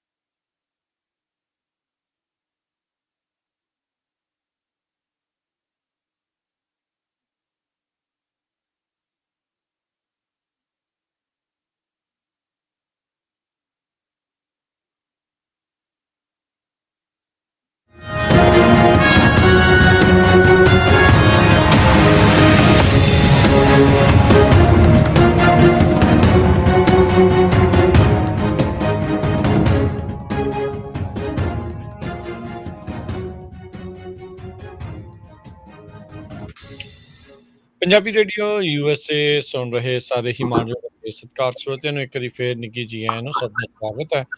ਸਰੋਤਿਓ ਪ੍ਰੋਗਰਾਮ ਚੱਲ ਰਿਹਾ ਜੀ ਆਪਣਾ ਇਸ ਮੌਕੇ ਸਾਂਝੀ ਸੱਤ ਖੇਤਾਂ ਦੀਆਂ ਗੱਲਾਂ ਬਾਤਾਂ ਜਿਹੜੀਆਂ ਆਪਾਂ ਕਰ ਰਹੇ ਹਾਂ। ਆਪਣੇ ਨਾਲ ਜੁੜੇ ਹੋਏ ਨੇ ਜਸਬੀਰ ਸਿੰਘ ਜੀ। ਜਸਬੀਰ ਜੀ ਸਵਾਗਤ ਹੈ ਇੱਕ ਵਾਰੀ ਫੇਰ, ਸਤਿ ਸ਼੍ਰੀ ਅਕਾਲ ਜੀ। ਸਤਿ ਸ੍ਰੀ ਅਕਾਲ। ਸੋ ਜਸਬੀਰ ਜੀ, ਆਪਾਂ ਗੱਲਬਾਤ ਹਾਰਵੈਸਟ ਸੀਜ਼ਨ ਦੀ ਕੀਤੀ ਆ ਤੇ ਹਾਰਵੈਸਟ ਸੀਜ਼ਨ ਆਉਣ ਤੋਂ ਪਹਿਲਾਂ ਇੱਕ ਪ੍ਰੈਪਰੇਸ਼ਨ ਹੁੰਦੀ ਆ, ਪ੍ਰੈਪ ਕਰਨਾ ਹੁੰਦਾ ਹੈ ਖੇਤ ਨੂੰ। ਜੇ ਹਾਂਜੀ ਤੁਸੀਂ ਥੋੜਾ ਜਿਹਾ ਉਸ ਦੇ ਬਾਰੇ ਆਪਾਂ ਜਾਣਕਾਰੀ ਦਿਓ ਕਿ ਕਿਹੜੀਆਂ ਚੀਜ਼ਾਂ ਦਾ ਧਿਆਨ ਰੱਖਣਾ ਆ ਜਿਨ੍ਹਾਂ ਨੇ ਅਜੇ ਹਾਰਵੈਸਟਿੰਗ ਵੱਲ ਨੂੰ ਜਿਹੜਾ ਉਹ ਵਧਣਾ ਹੈਗਾ। ਹਾਂਜੀ ਜੀ, ਨਹੀਂ ਜੇ ਤਾਂ ਆਪਾਂ ਸਪੈਸੀਫਿਕਲੀ ਹਰ ਇੱਕ ਕ੍ਰਾਪ ਦੀ ਅੱਡੋ ਅੱਡ ਪ੍ਰੈਪਰੇਸ਼ਨ ਹੈਗੀ ਆ। ਠੀਕ ਹੈ। ਤੇ ਜਦੋਂ ਬਦਾਮਾਂ ਦੀ ਗੱਲ ਕਰਦੇ ਆ, ਗਰਾਊਂਡ ਪ੍ਰੈਪਰੇਸ਼ਨ ਬਹੁਤ ਜ਼ਰੂਰੀ ਹੋ ਜਾਂਦੀ ਹੈ ਹੂੰ ਨਾ। ਉਹਦਾ ਜਾਂਦੀ ਮੇਨ ਐਰਕੀ ਕੁਦਰਤੀ ਵੀਡ ਬਹੁਤ ਜ਼ਿਆਦਾ ਹੋਇਆ ਨਾ, ਜਿਹੜਾ ਘਾਹ ਗਾ ਜਦੋਂ ਹੂੰ ਉਹਦੇ 'ਚ ਬਦਾਮ ਡਿੱਗ ਪੈਂਦੇ ਆ ਫਿਰ ਨਿਕਲਣੇ ਔਖੇ ਹੋ ਜਾਂਦੇ ਆ, ਉੱਥੋਂ ਕੱਢਣੇ ਉਹ ਮੋਸਟਲੀ ਵੇਸਟ ਜਾਂਦੇ ਆ। ਦੂਸਰਾ ਹੈਗਾ ਗਾ ਕਿ ਜਿਹੜੀ ਤੁਹਾਡੀ ਸੋਇਲ ਆ, ਜੇ ਜਾਣੀ ਸੈਂਡੀ ਸੋਇਲ ਹੋ ਗਈ, ਉਹਨੂੰ ਸਾਫਟ ਆ ਜ਼ਿਆਦਾ, ਉੱਥੋਂ ਉਹ ਸਵੀਪ ਕਰਨੀ ਔਖੀ ਹੋ ਜਾਂਦੀ ਆ। ਉਹਦੇ ਨਾਲ ਡਸਟ ਵੀ ਉੱਡਦੀ ਆ, ਜਿਹੜੀ ਕਿ ਏਅਰ ਪੋਲਿਊਸ਼ਨ ਵਾਲੇ ਕੰਟਰੋਲ ਕਰਨ ਦੀ ਬਹੁਤ ਕੋਸ਼ਿਸ਼ ਜਾਂਦੀ। ਨਵੇਂ ਰੈਗੂਲੇਸ਼ਨ ਲਾਜ਼ ਵੀ ਆ ਰਹੇ ਆ ਵੀ ਜਿਹੜੇ ਜਾਂਦੀ ਤੁਸੀਂ ਇਹਨੂੰ ਡਸਟ ਨੂੰ ਹੋਰ ਘੱਟ ਕਰੋ। ਉਹ ਮੋਸਟਲੀ ਜਿਹੜੇ ਖੇਤਾਂ ਦੀ ਪ੍ਰੈਪ ਘੱਟ ਹੋਈ ਹੁੰਦੀ ਆ, ਸੈਂਡੀ ਏਰੀਆ ਗਾ, ਉਹ ਬਹੁਤ ਜ਼ਿਆਦਾ ਉੱਥੇ ਡਸਟ ਵੀ ਦਿਸਦੀ। ਤੇ ਠੀਕ ਹੈ। ਫਿਰ ਜਿਹੜੇ ਹਾਰਡ ਗਰਾਊਂਡ ਆ, ਉੱਥੇ ਉਹ ਮੋਸਟਲੀ ਜਿੱਦਾਂ ਪਹਿਲਾਂ ਸਪਰੇਜ਼ ਕਾਫੀ ਹੁੰਦੀਆਂ ਹੈਗੀਆਂ। ਜੇ ਕਿਤੇ ਕੋਈ ਟਰੈਕਟਰ ਮਾਰਕਸ ਆ ਜਾਂਦੇ ਆ, ਕੋਈ ਸਕਰੋਜ਼ ਦੀਆਂ ਹੋਲਸ ਕੀਤੀਆਂ ਆ ਜਾਂਦੀਆਂ ਹੈਗੀਆਂ, ਉਹ ਜਿੰਨੇ ਵੀ ਚੀਜ਼ ਆ ਉਹ ਤੁਹਾਡੇ ਲਾਸਟ ਤੇ ਜਾਂਦੇ ਆ ਕਿ ਉਹ ਪਹਿਲਾਂ ਕਵਰ ਕੀਤੇ ਹੋਣ। ਤੇ ਉਹਦੇ ਨਾਲ ਹੁੰਦਾ ਕੀ ਆ ਕਿ ਇਹ ਕਿਉਂ ਸਾਰੀਆਂ ਚੀਜ਼ਾਂ ਆਲ ਦਾ ਸਡਨ ਆ ਜਾਂਦੀਆਂ ਕਿ ਪ੍ਰੈਪਰੇਸ਼ਨ ਕਰਨ ਨੂੰ, ਵੀ ਪ੍ਰਪੇਅਰ ਕਰਨ ਨੂੰ, ਇਹ ਤਾਂ ਤੁਸੀਂ ਜਨਵਰੀ ਤੋਂ ਹੀ ਸ਼ੁਰੂ ਹੋ ਜਾਂਦੇ ਆ, ਹਨਾ। ਤੇ ਜਿਹੜੇ ਲਾਸਟ ਮਿੰਟ ਤੇ ਕਰਦੇ ਆ ਫਿਰ ਉਹ ਹੁੰਦਾ ਨਹੀਂ। ਉੱਥੇ ਫਿਰ ਉਹ ਜਾਂਦੀ ਮਿਸ ਹੋ ਜਾਂਦਾ। ਬੰਦਾ ਕੋਸ਼ਿਸ਼ ਤਾਂ ਬਹੁਤ ਕਰਦਾ, ਪਰ ਜਦੋਂ ਸਾਰੇ ਹੀ ਕੰਮ ਸਿਰ ਤੇ ਪੈ ਜਾਂਦੇ ਆ ਫਿਰ ਉਹ ਜਿਹੜੇ ਤਾਂ ਕਸਟਮ ਹਾਰਵੈਸਟਿੰਗ ਕਰਾਉਂਦੇ ਆ, ਉਹ ਕਸਟਮ ਵਾਲੇ ਆਪਦੀ ਇਕੁਇਪਮੈਂਟ ਉੱਥੇ ਲੈ ਕੇ ਨਹੀਂ ਜਾਂਦੇ ਕਿਉਂ ਟੁੱਟਦੀ ਭੱਜਦੀ ਜ਼ਿਆਦਾ। ਤੇ ਬਾਕੀ ਫਿਰ ਕਈਆਂ ਫਾਰਮਸ ਦੇ ਵਿੱਚ ਪਹਿਲਾਂ ਜਦੋਂ ਯੰਗ ਟਰੀ ਹੁੰਦੇ ਆ, ਉਹਨੂੰ ਰੱਸੀਆਂ ਪਾ ਕੇ ਟਾਈਡ ਇਨ ਕੀਤਾ ਹੁੰਦਾ ਕਿ ਉਹਦੀ ਸ਼ੇਪ ਬਣ ਜੇ, ਖਿਲਰੇ ਨਾ। ਮੁੜ ਕੇ ਉਹ ਰੱਸੀਆਂ ਗਰਾਊਂਡਾਂ ਤੇ ਡਿੱਗਦੀਆਂ ਗਈਆਂ। ਕੋਈ ਹੋਰ ਆ, ਉਹ ਵੀ ਜਦੋਂ ਤੁਸੀਂ ਜਾਣੀ ਦੀ ਮਸ਼ੀਨ ਸਵੀਪ ਕਰਦੇ ਆ, ਪਿਕਅਪ ਕਰਦੇ ਆ, ਉਹਦੇ ਵਿੱਚ ਉਹ ਇੰਪੈਕਟ ਕਰਦੀਆਂ, ਮਸ਼ੀਨਾਂ ਵੀ ਟੁੱਟਦੀਆਂ ਉਹਦੇ ਨਾਲ, ਹੈ ਨਾ। ਤੇ ਜਿਹੜੀ ਜਾਂਦੀ ਗਰਾਊਂਡ ਪ੍ਰੈਪਰੇਸ਼ਨ ਆ ਉਹ ਬਹੁਤ ਜ਼ਰੂਰੀ ਆ। ਤੇ ਇਹਦੇ ਨਾਲ ਅਸੀਂ ਉਦੋਂ ਕਈ ਤਾਂ ਮਹੀਨਾ ਪਹਿਲਾਂ, ਚਾਹੇ ਡੈਫੀਨਿਟਲੀ 10 ਤੋਂ 15 ਦਿਨ ਪਹਿਲਾਂ ਇੱਕ ਉੱਥੇ ਐਂਟ ਸਪਰੇ ਵੀ ਕਰੀਦੀ ਆ ਕੀੜੀਆਂ ਦੀ। ਜੇ ਤੁਹਾਡੇ ਖੇਤ 'ਚ ਕੀੜੀਆਂ ਜ਼ਿਆਦਾ ਗਈਆਂ, ਉਹ ਵੀ ਪ੍ਰੋਬਲਮ ਕਰਦੀਆਂ, ਹੈ ਨਾ। ਤੇ ਫਿਰ ਕਈਆਂ ਥਾਵਾਂ ਤੇ ਹੋ ਕੀ ਰਿਹਾ ਗਾ ਕਿ ਜਦੋਂ ਅੱਗੇ ਪੁਰਾਣੇ ਹੁੰਦਾ ਸੀਗਾ ਵੀ ਜਾਂਦੀ ਜੇ ਟਰੀ ਨੂੰ ਸਟ੍ਰੈਸ ਦੇ ਵਿੱਚ ਲੈ ਕੇ ਆਉਣਾ, ਉਹਦਾ ਪਾਣੀ ਘੱਟ ਕਰ ਦਿਓ। ਅੱਗੇ ਲੋਕੀ ਮਹੀਨਾ ਪਹਿਲਾਂ ਪਾਣੀ ਘੱਟ ਕਰ ਦਿੰਦੇ ਸੀ। ਠੀਕ ਪਰ ਹੈ। ਜਿਹੜੀਆਂ ਅੱਜ ਦੀਆਂ ਵੈਰਾਈਟੀਜ਼ ਹੈਗੀਆਂ, ਇਹ ਜਿਹੜੀਆਂ ਹੁਣ ਮੋਸਟਲੀ ਪ੍ਰੋਡਕਸ਼ਨ ਦੇ ਵਿੱਚ ਆ, ਇਹ ਟੋਲਰੇਟ ਨਹੀਂ ਕਰਦੀਆਂ ਮਹੀਨਾ ਨਾ ਪਾਣੀ। ਦੇ ਪੱਤੇ ਸੁੱਕਣੇ ਸ਼ੁਰੂ ਹੋ ਜਾਂਦੇ ਆ।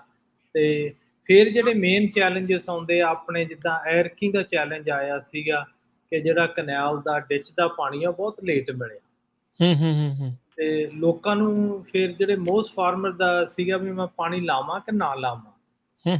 ਉਹਦੇ ਦੋ ਇੰਪੈਕਟਸ ਆ ਰਹੇ ਸੀ। ਜਦੋਂ ਤੁਸੀਂ ਖੇਤ ਦੇ ਵਿੱਚ ਭਰ ਕੇ ਪਾਣੀ ਲਾ ਦਿੰਦੇ ਆ, ਜਿੱਥੇ ਉਹ ਪਾਣੀ ਖੜਦਾ ਗਾ, ਉਹ ਟਰੀ ਆਬਵੀਅਸਲੀ ਜਾਣਦੀ ਹਫ਼ਤਾ 10 ਦਿਨ ਲੇਟ ਆਉਣਗੇ ਪ੍ਰੋਡਕਸ਼ਨ 'ਚ।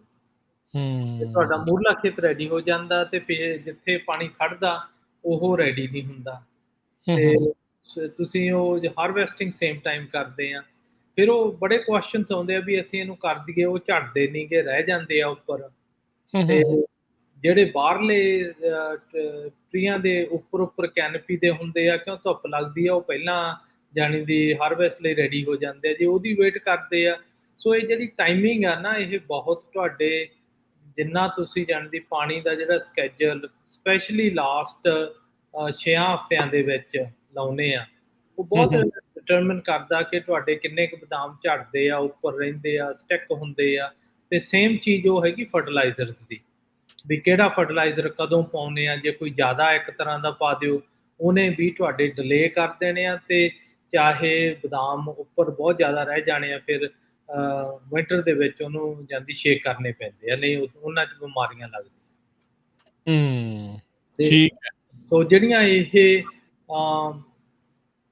ਕਾਫੀ ਜਾਣੀ ਦੀ ਪਹਿਲਾਂ ਘੱਟ ਇਸ਼ੂ ਆਉਂਦੇ ਸੀ, ਹੁਣ ਜਿਹੜੀਆਂ ਨਵੀਆਂ ਵੈਰਾਈਟੀਜ਼ ਆ ਰਹੀਆਂ ਨਾ, ਉਹ ਹਾਈ ਪ੍ਰੋਡਕਸ਼ਨ ਆ, ਹਾਈ ਯੀਲਡ ਆ, ਤੇ ਉਹਨਾਂ ਦੀ ਸੈਂਸਿਟਿਵਿਟੀ ਵੀ ਕਾਫੀ ਹਾਈ ਆ, ਤੇ ਉਹਨਾਂ ਨੂੰ ਮੈਨੇਜ ਕਰਨ ਦੀ ਬਹੁਤ ਲੋੜ ਆ।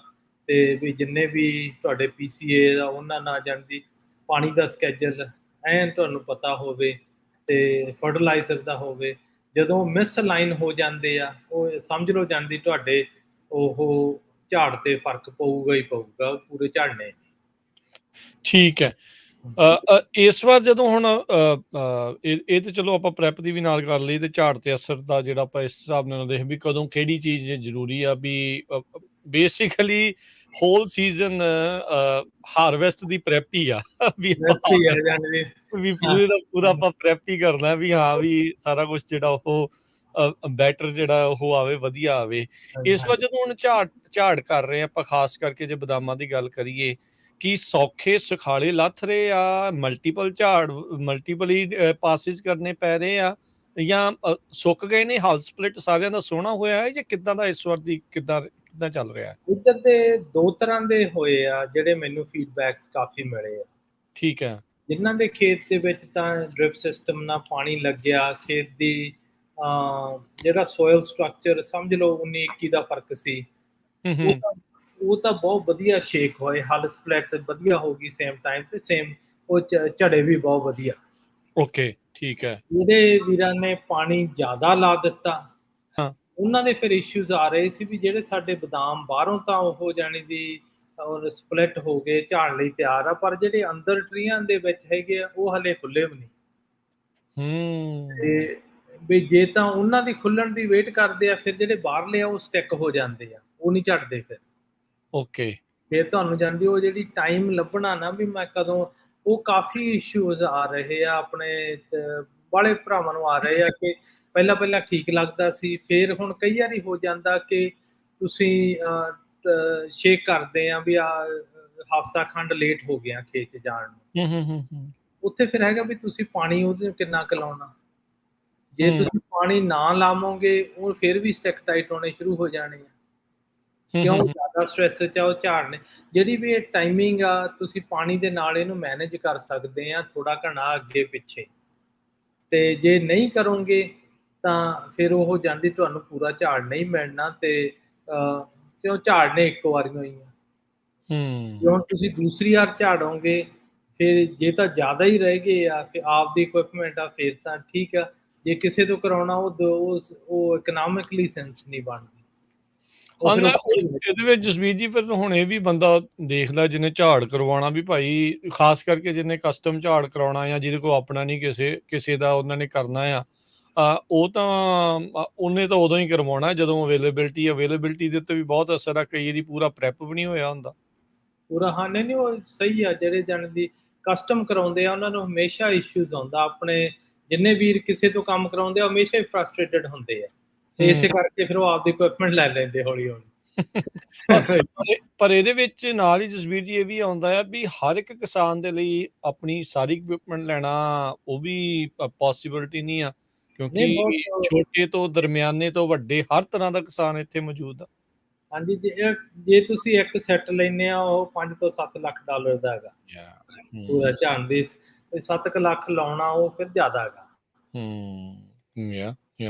ਸੋ ਚਲੋ ਆਪਾਂ ਇਹ ਸੈਂਸ ਬਣਦਾ। ਪਰ ਜਿਹੜੇ ਤੁਸੀਂ ਆਪ ਕਰ ਸਕਦੇ ਆ ਨਾ, ਹਾਂਜੀ, ਜਿਹੜਾ ਤੁਸੀਂ ਆਪ ਫਾਰਮਰ ਕਰ ਸਕਦਾ, ਜਿਹੜੀ ਚੀਜ਼ ਉਹਦੇ ਆਪ ਦੇ ਕੰਟਰੋਲ 'ਚ ਆ, ਉਹ ਹੈਗੀ ਆ ਵੀ ਜਾਣਦੀ ਪਾਣੀ ਦੀ ਪ੍ਰੈਕਟਿਸ, ਤੇ ਜਿਹੜਾ ਫਰਟੀਲਾਈਜ਼ਰ ਪਾਉਂਦੇ। ਤੁਹਾਨੂੰ ਦੋਨਾਂ ਉਹ ਦੋ ਚੀਜ਼ਾਂ ਤੇ ਐਨ ਉੱਪਰ ਚੜ੍ਹ ਕੇ ਰਹਿਣਾ ਪਊ। ਜੇ ਉਹ ਤੁਸੀਂ ਰਹਿੰਦੇ ਆ, ਤੁਹਾਡਾ ਜਾਂਦੀ ਉਹ ਕੰਮ ਠੀਕ ਹੋ ਜਾਂਦਾ। ਇਹਦੀਆਂ ਬੈਸਟ ਪ੍ਰੈਕਟਿਸਿਸ, ਪਾਣੀ ਕਦੋਂ ਪਾਉਣਾ, ਕਦੋਂ ਬੰਦ ਕਰਨਾ, ਕਦੋਂ ਸਟ੍ਰੈਸ 'ਚ ਲਿਆਉਣਾ, ਕੀ ਇਹ ਸਾਰਾ ਕੁਛ ਤਜਰਬੇ ਦੇ ਨਾਲ ਹੀ ਆ, ਜਾਂ ਜਿੱਦਾਂ ਤੁਸੀਂ ਪਗ ਆਰਗੇਨਾਈਜੇਸ਼ਨ ਦੇ ਨਾਲ ਆ ਇਹਨਾਂ ਦੇ ਥਰੂ, ਜਾਂ ਜਿਹੜੀਆਂ ਯੂਸੀ ਦੀਆਂ ਐਕਸਟੈਂਸ਼ਨਸ ਆ, ਹੋਰ ਬਹੁਤ ਸਾਰੀਆਂ ਜਿਹੜੀਆਂ ਇਦਾਂ ਦੀਆਂ ਉੱਥੋਂ ਵੀ ਇਨਫੋਰਮੇਸ਼ਨ ਮਿਲਦੀ ਹੈ? ਇਨਫੋਰਮੇਸ਼ਨ ਰਾਜਸਥਾਨ ਬਹੁਤ ਜ਼ਿਆਦਾ ਆ ਗਈ, ਅੱਛਾ। ਹੈ ਨਾ। ਤੇ ਹੁਣ ਤੁਹਾਨੂੰ ਦੱਸਾਂ ਵੀ ਰੈਫਰੈਂਸਿਸ ਵੀ ਹੈਗੇ ਆ, ਪਰ ਤੁਹਾਨੂੰ ਆਪਦਾ ਕਾਂਸਟੈਂਟਲੀ ਪਾਣੀ ਮੋਇਸਚਰ ਮੈਜਰ ਕਰਨਾ ਪੈਂਦਾ ਜਦੋਂ ਲਾਉਂਦੇ ਆ। ਠੀਕ ਹੈ। ਥਾਂ ਤੋਂ ਜਾ ਕੇ ਆਉਣੀ ਇੱਕ ਥਾਂ ਤੋਂ, ਮਲਟੀਪਲ ਪਲੇਸਿਸ ਤੋਂ। ਤੇ ਫਿਰ ਜਿਹੜੀ ਈਟੀ ਆ, ਵੈਪਰੇਸ਼ਨ ਆ, ਉਹ ਤੁਹਾਡੇ ਕੰਟਰੋਲ 'ਚ ਨਹੀਂ। ਐਰਕੀ ਵੈਪਰੇਸ਼ਨ ਬਹੁਤ ਹੋ ਰਹੀ ਆ। ਗਰਮੀ ਬਹੁਤ ਆ। ਹਾਂ, ਗਰਮੀ ਬਹੁਤ ਜ਼ਿਆਦਾ। ਜੇ ਉਹ ਵੈਪਰੇਟ ਜ਼ਿਆਦਾ ਹੋਊ, ਤੁਹਾਨੂੰ ਪਾਣੀ ਛੇਤੀ ਲਾਉਣਾ। ਪਿਛਲੇ ਸਾਲ ਭਾਵੇਂ ਤੁਸੀਂ ਹੋਰ ਸਕੈਜੂਲ ਤੇ ਸੀ, ਇਹ ਵੀ ਹੋ ਸਕਦਾ ਤੁਹਾਨੂੰ ਐਰਕੀ ਇੱਕ ਦਿਨ ਛੱਡ ਕੇ ਵੀ ਪਾਣੀ ਲਾਉਣਾ ਪਵੇ, ਹੈ ਨਾ। ਹੁਣ ਕਈ ਵੀਰਾਂ ਨਾਲ ਮੈਂ ਜਿਨ੍ਹਾਂ ਨਾਲ ਗੱਲ ਕਰਦੇ ਸੀ ਅਸੀਂ ਪੱਗ ਆਰਗੇਨਾਈਜੇਸ਼ਨ ਦੇ ਥਰੂ, ਨਾ ਉਹ ਕਹਿੰਦੇ ਵੀ ਅਸੀਂ 36 ਘੰਟੇ ਪਾਣੀ ਲਾ ਦਿੰਦੇ ਹਾਂ। ਉਹਨਾਂ ਨੂੰ ਫਿਰ ਕਿਹਾ ਵੀ ਤੁਸੀਂ 36 ਘੰਟੇ 10 ਦਿਨਾਂ ਲਾਉਣ ਨਾਲੋਂ ਤੁਸੀਂ ਉਹਨੂੰ ਅੱਧ 'ਚ ਕਰ ਦਿਓ, 2 ਵਾਰੀ ਲਾ ਦਿਓ, ਉਹਨੂੰ ਹੋਰ ਫ੍ਰੀਕੁਐਂਸੀ ਉਹਦੀ ਵਧਾ ਦਿਓ। ਤਾਂ ਫਿਰ ਉਹ ਇਦਾਂ ਦੇ ਡਿਸਕਸ਼ਨਸ ਆਉਂਦੇ ਆ। ਬਾਹਲਾ ਹੈਗਾ ਐਕਸਪੀਰੀਅੰਸ। ਤੇ ਜਿੱਦਾਂ ਹੁਣ ਆਪਣੇ ਡਾਕਟਰਸ ਵੀ ਆ, ਹੈ ਨਾ, ਭਾਵੇਂ ਕੋਈ ਵੀ ਸਰਜਨ ਆ, ਪੜ੍ਹਾਈ ਤਾਂ ਸੇਮ ਕੀਤੀ ਵੀ ਆ, ਪਰ ਜਾਣ ਦੀ ਤਜਰਬਾ ਜਿਹੜਾ ਚੰਗਾ ਡਾਕਟਰ ਆ ਉਹਨੇ ਸਰਜਰੀ ਵਧੀਆ ਕਰ ਦੇਣੀ ਆ, ਨਹੀਂ ਤਾਂ ਡਾਕਟਰ ਸਰਜਰੀ ਤਾਂ ਸਾਰੇ ਹੀ ਕਰ ਦੇਣਗੇ, ਹੈ ਨਾ। ਜਿਹੜੇ ਉਹਦੇ ਇਫੈਕਟ ਆ, ਰਿਜ਼ਲਟ ਆ, ਉਹ ਐਕਸਪੀਰੀਅੰਸ ਨਾ ਹੁੰਦੇ। ਜੀ ਜੀ। ਸੋ ਹੁਣ ਆਪਾਂ ਹਾਰਵੈਸਟ ਕਰ ਲਈ, ਚਲੋ ਜਿਨ੍ਹਾਂ ਦੀ ਹੋ ਗਈ ਜਾਂ ਜਿਨ੍ਹਾਂ ਦੀ ਹੋਣੀ ਆ, ਪੋਸਟ ਹਾਰਵੈਸਟ ਕਿਹੜੀਆਂ ਚੀਜ਼ਾਂ ਦਾ ਧਿਆਨ ਰੱਖਿਆ ਜਾਂਦਾ ਹੈ? ਹਾਂਜੀ, ਹੁਣ ਪੋਸਟ ਹਾਰਵੈਸਟ ਭਾਵੇਂ ਤੁਸੀਂ ਕੋਈ ਵੀ ਕਰਾਪ ਨਾ, ਇੱਕ ਤਾਂ ਉਹਦੇ 1-2 ਚੀਜ਼ਾਂ ਹੁੰਦੀਆਂ। ਹੁਣ ਸੋਇਲ ਟੈਸਟ ਕਰਨ ਦਾ ਬਹੁਤ ਜ਼ਰੂਰਤ ਆ। ਅੱਛਾ, ਹਾਰਵੈਸਟ ਤੋਂ ਬਾਅਦ 'ਚ? ਹਾਰਵੈਸਟ ਤੋਂ ਬਾਅਦ ਹੁਣ ਵੀ ਤੁਹਾਡਾ ਟਰੀਆਂ ਨੇ ਡੋਰਮੈਂਟ ਜਾ ਪੈਣਾ, ਭਾਵੇਂ ਗ੍ਰੇਪਸ ਹੋਵੇ, ਕੋਈ ਹੋਣ, ਉਹਨਾਂ ਨੇ ਅਕਤੂਬਰ ਦੇ ਐਂਡ 'ਚ ਜਾ ਕੇ ਜਾਣੀ ਦੀ ਡੋਰਮੈਂਸੀ ਚਲੇ ਜਾਣਾ, ਹੈ ਨਾ। ਹੁਣ ਉਨਾ ਚਿਰ ਤੁਸੀਂ ਕਿਹੜੀ ਚੀਜ਼ ਪਾਉਣੀ, ਕੀ ਘਾਟ ਆ, ਉਹਨੂੰ ਜਾਣਦੀ ਪੂਰੇ ਫੁੱਲ ਜਾਣਦੀ, ਉਹਨਾਂ ਨੂੰ ਨਿਊਟ੍ਰੀਸ਼ਨ ਦੇ ਕੇ ਤਾਂ ਉਹ ਜਾਣਦੀ ਆਪਦੇ ਡੋਰਮੈਂਟ 'ਚ ਚਲੇ ਜਾਣ, ਹੈ ਨਾ। ਇੱਕ ਤਾਂ ਜਾਣਦੀ ਇਹ ਹੋ ਗਿਆ ਕਿ ਉਹ ਦੂਸਰਾ ਜਦੋਂ ਉਹਨੂੰ ਸਪੈਸ਼ਲੀ ਬਦਾਮਾਂ 'ਚ ਆਉਂਦਾ ਗਾ, ਉਹ ਫਿਰ ਆਪਾਂ ਜ਼ਿਆਦਾ ਬਦਾਮ ਇੱਥੇ ਲੋਕਾਂ ਦੇ ਲੱਗੇ ਗੱਲ ਕਰਦੇ ਹਾਂ।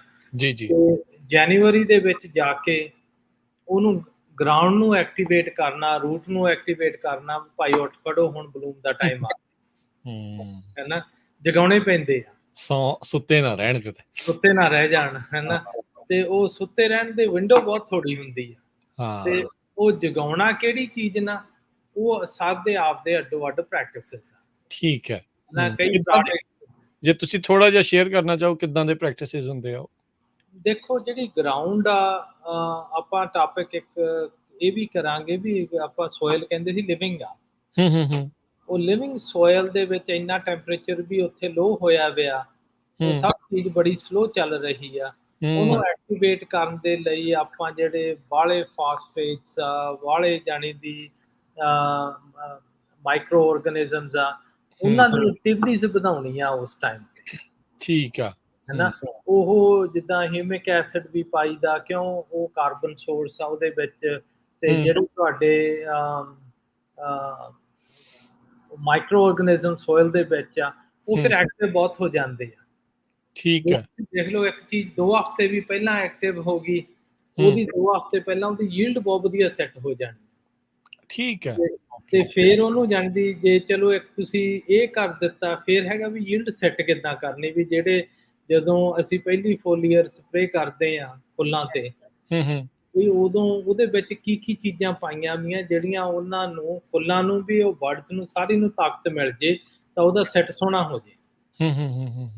ਉਹ ਫਿਰ ਇੱਕ ਕੰਟੀਨਿਊਸ ਪ੍ਰੋਸੈਸ ਆ, ਵੀ ਉਹ ਹੈ ਨਹੀਂ ਇੱਕ ਟਾਈਮ ਵਾਲਾ, ਹੈ ਨਹੀਂ ਗਾ ਵੀ ਇਹ ਪ੍ਰੋਸੈਸ ਆ। ਜਿਹੜਾ ਪ੍ਰੋਸੈਸ ਫਾਲੋ ਕਰੀ ਜਾਂਦੇ ਆ, ਉਹਦੇ ਰਿਜ਼ਲਟ ਸੋਹਣੇ ਆ ਜਾਂਦੇ ਆ। ਜੇ ਤੁਹਾਨੂੰ ਆਪ ਨੂੰ ਵੀ ਜਾਣਦੀ, ਮੋਸਟਲੀ ਫਾਰਮਰਾਂ ਨੂੰ ਪਤਾ ਹੁੰਦਾ ਵੀ ਹੁਣ ਮੈਂ ਆਹ ਕਰਨਾ, ਹੁਣ ਆਹ ਕਰਨਾ, ਉਹਨੂੰ ਜਾਂਦੀ ਟਿਊਨਿੰਗ ਕਰਨੀ ਪੈਂਦੀ ਆ। ਉਹਨੂੰ ਟਿਊਨਿੰਗ ਦੇ ਲਈ ਜਾਣਦੀ ਉਹ ਹਰ ਹਫ਼ਤੇ, ਹਰ ਵੀਕ, ਜਨਵਰੀ ਤੋਂ ਸ਼ੁਰੂ ਹੋ ਜਾਂਦੀ। ਤੇ ਇਹਦੇ ਵਿੱਚ ਜਿਨ੍ਹਾਂ ਨੇ ਖਾਸ ਕਰਕੇ ਚਲੋ ਜਿਨ੍ਹਾਂ ਨੂੰ ਤਾਂ ਐਕਸਪੀਰੀਅੰਸ ਆ, ਜਿਨ੍ਹਾਂ ਨੇ ਪੁਰਾਣੇ ਸਾਲਾਂ ਤੋਂ ਸਿੱਖਿਆ ਉਹ ਤੇ ਹੈ, ਜਿਨ੍ਹਾਂ ਨੇ ਖਾਸ ਕਰਕੇ ਨਵੇਂ ਆਏ ਆ, ਉਹ ਇੱਦਾਂ ਦੀਆਂ ਜਾਣਕਾਰੀਆਂ ਉਹ ਕਿੱਥੋਂ ਲੈ ਸਕਦੇ ਆ? ਆਪਣੇ ਆਂਢੀ-ਗੁਆਂਢੀ ਫਾਰਮਰਸ ਤੋਂ ਹੀ ਪੁੱਛਣਾ ਪੈਂਦਾ ਜਾਂ ਪੱਗ ਤੁਸੀਂ ਵੀ ਕਰਦੇ ਆ ਹੈਲਪ ਇਹਦੇ ਵਿੱਚ? ਇੱਕ ਦੋ ਚੀਜ਼ਾਂ ਹੈਗੀਆਂ ਕਿ ਜਦੋਂ ਤੁਸੀਂ ਗੁਆਂਢੀਆਂ ਦਾ ਦੇਖਦੇ ਆ ਨਾ, ਉਹਦੇ ਬਹੁਤ ਖੇਤ ਡਿਫਰੈਂਟ ਹੋ ਸਕਦਾ। ਹਾਂ, ਸੋਇਲ ਉਹਦਾ ਦਾ ਸਟਰਕਚਰ ਹੋਰ ਉਹਦਾ ਕੋਈ ਸੋਇਲ ਵੀ ਡਿਫਰੈਂਟ ਹੋ ਸਕਦਾ, ਉਹਦੇ ਹੂੰ, ਰੂਟਸ ਵੀ ਡਿਫਰੈਂਟ ਹੋ ਸਕਦੇ ਆ, ਉਹਦੇ ਜਾਣੀ ਕਿ ਤੁਸੀਂ ਉਹਦੇ ਨਾਲ ਡਾਇਰੈਕਟਲੀ ਕੰਪੇਅਰ ਕਾਪੀ ਨਹੀਂ ਕਰ ਸਕਦੇ। ਠੀਕ ਹੈ, ਓਕੇ। ਤੇ ਬਾਕੀ ਜਿਹੜੇ ਆਪਣੇ ਪੀਸੀਏਜ਼ ਆ, ਜਿਹੜੇ ਕੰਪਨੀਆਂ ਨਾਲ ਲੱਗੇ ਹੋਏ ਆ, ਪੈਸਟ ਕੰਟਰੋਲ ਐਡਵਾਈਜ਼ਰਸ ਆ, ਉਹ ਵੀ ਗਾਈਡ ਕਰਦੇ ਆ ਵੀ ਤੁਹਾਨੂੰ ਹੁਣ ਆਹ ਕਰੋ। ਪਰ ਉੱਥੇ ਚੈਲੰਜ ਆ ਜਾਂਦਾ ਕਿ ਜਿਹੜੀ ਉਹਨਾਂ ਦੀ ਗਾਈਡੈਂਸ ਆ, ਉਹ ਥੋੜੀ ਜਿਹੀ ਹਾਈ ਸਾਈਡ ਤੇ ਹੁੰਦੀ ਹੈ, ਕਿਉਂ ਕੰਪਨੀਆਂ ਪੁਸ਼ ਕਰ ਰਹੀਆਂ ਉਹਨਾਂ ਨੂੰ ਸਮਾਨ ਵੇਚਣ ਦੇ ਲਈ, ਹੈਨਾ। ਤੇ ਫਿਰ ਉਹਨਾਂ ਨੇ ਉਹ ਵੇਚਣਾ ਜਿਹੜਾ ਜਾਣੀ ਦੀ ਕੰਪਨੀਆਂ ਜਿਹੜਾ ਉਹਨਾਂ ਦਾ ਆਪਦਾ ਪ੍ਰੋਡਕਟ ਆ, ਕਿਉਂ ਉੱਥੇ ਮਾਰਜਨਸ ਜ਼ਿਆਦਾ ਹੈਗੇ। ਤੇ ਸੋ ਇਸ ਕਰਕੇ ਜਾਣ ਦੀ ਗਾਈਡੈਂਸ ਉਹਨਾਂ ਤੋਂ ਵੀ ਲੈ ਸਕਦੇ ਆ, ਯੂਸੀ ਐਕਸਟੈਂਸ਼ਨਸ 'ਚ ਵੀ ਕਾਫੀ ਆ। ਬਾਕੀ ਬਾਹਲਾ ਹੈਗਾ ਗਾ ਕਿ ਤੁਸੀਂ ਖੇਤ ਦੇ ਵਿੱਚ ਆਪ ਜਾ ਕੇ ਤੁਹਾਨੂੰ ਪਤਾ ਲੱਗਦਾ ਵੀ ਅਸੀਂ ਕਿਹੜੀ ਚੀਜ਼ ਲਈਏ, ਕਿਹੜੀ ਨਾ, ਹੈ ਨਾ। ਤੇ ਜਦੋਂ ਹੁਣ ਪੱਗ ਦੇ ਵੀ ਆਪਾਂ ਫੀਲਡ ਡੇ ਵੀ ਕੀਤਾ ਗਾ, ਉਦੋਂ ਇਹ ਸਾਰੇ ਕੁਐਸਚਨ ਉੱਥੇ ਆ ਕੇ ਜਦੋਂ ਫਾਰਮਰ ਪੁੱਛਦੇ ਆ, ਇੰਟਰੈਕਟ ਕਰਦੇ ਆ, ਉਹਨਾਂ ਨੂੰ ਇਹ ਇਨਫੋਰਮੇਸ਼ਨ ਮਿਲਦੀ ਆ। ਨਹੀਂ। ਪਰ ਕਹਿਣ ਦਾ ਮਤਲਬ ਇਹ ਆ ਕਿ ਜੇ ਤੁਹਾਡੀ ਯੀਲਡ ਲੋ ਹੁੰਦੀ ਆ, ਉਹਨੂੰ ਤੁਹਾਨੂੰ ਪਤਾ ਕਰਨਾ ਪੈਣਾ ਵੀ ਕਾਹਤੋਂ ਲੋ ਆ। ਜੀ, ਜੀ।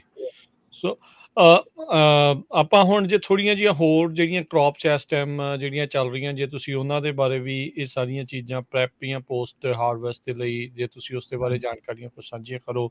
ਵੀ ਹੁਣ ਟਮਾਟਰ ਆ, ਉਹ ਵੀ ਚੱਲ ਰਹੇ ਆ, ਗ੍ਰੇਪਸ ਦਾ ਵੀ ਤੁਸੀਂ ਜ਼ਿਕਰ ਕੀਤਾ ਸੀ, ਹੋਰ ਵੀ ਜਿਹੜੇ ਕ੍ਰੌਪਸ ਆ ਉਹ ਤਿਆਰ ਹੋਣਗੀਆਂ। ਹਾਂਜੀ, ਇੱਕ ਗੱਲ ਇਹ ਚੰਗੀ ਹੋਈ ਆ ਕਿ ਜਾਣੀ ਦੀ ਜਦੋਂ ਦਾ ਪਾਣੀ ਦੀ ਇਸ਼ੂਜ਼ ਆਉਣ ਲੱਗੇ ਆ, ਜਿਹੜੇ ਰੋ ਕ੍ਰਾਪਸ ਆ ਉਹਨਾਂ ਦੀ ਜਾਣੀ ਦੀ ਏਕਰੇਜ ਬਹੁਤ ਘਟ ਗਈ ਆ। ਅੱਛਾ, ਠੀਕ ਆ। ਇੱਥੇ ਹੁਣ ਜਿਹੜੇ ਟਮੈਟੋਜ਼ ਆ, ਉਹ ਮੋਸਟਲੀ ਕੰਪਨੀਆਂ ਮੋਰਨਿੰਗ ਸਟਾਰ, ਹਾਂ। ਉਹ ਪਹਿਲਾਂ ਜਾਣੀ ਦੀ ਜ਼ਿਆਦਾ ਉਹ ਨਰਸਰੀ ਵੀ ਦਿੰਦੇ ਸੀ, ਤੁਹਾਡੇ ਖੇਤ ਚੋਂ ਵੀ ਲੈ ਕੇ ਜਾਂਦੇ ਆ। ਹਾਂ। ਪੈਸਟ ਦੇ ਵਿੱਚ ਟਮੇਟੋ ਦੀ ਪ੍ਰਾਈਸ ਇੰਨੀ ਨਹੀਂ ਹੁੰਦੀ ਸੀ। ਹੁਣ ਕਿਉਂ ਟਮੇਟੋਸ ਹੋ ਗਏ, ਭਾਵੇਂ ਗਾਰਲਿਕ ਹੋ ਗਿਆ, ਕੈਂਟੀਲੋਪਸ ਹੋ ਗਏ, ਇਹ ਜਿੰਨੀਆਂ ਵੀ ਚੀਜ਼ਾਂ ਇਹਨਾਂ ਦੀ ਜਾਣੀ ਦੀ ਪ੍ਰਾਈਸ ਬਹੁਤ ਪ੍ਰਾਈਸ ਕਾਫੀ ਹਾਈ ਮਿਲਦੀ ਫਾਰਮਰ ਨੂੰ। ਇਹ ਹੁਣ ਸਭ ਪ੍ਰੋਫਿਟ ਕਾਫੀ ਸੋਹਣਾ ਪ੍ਰੋਫਿਟ ਹੋ ਰਿਹਾ ਈਵਨ ਆਨੀਅਨਸ ਦੇ ਵਿੱਚ, ਕਿਉਂ ਉਹਨਾਂ ਦੀ ਜਾਂਦੀ ਸ਼ੇਅਰ ਏਕਰੇਜ ਘਟ ਗਈ ਆ।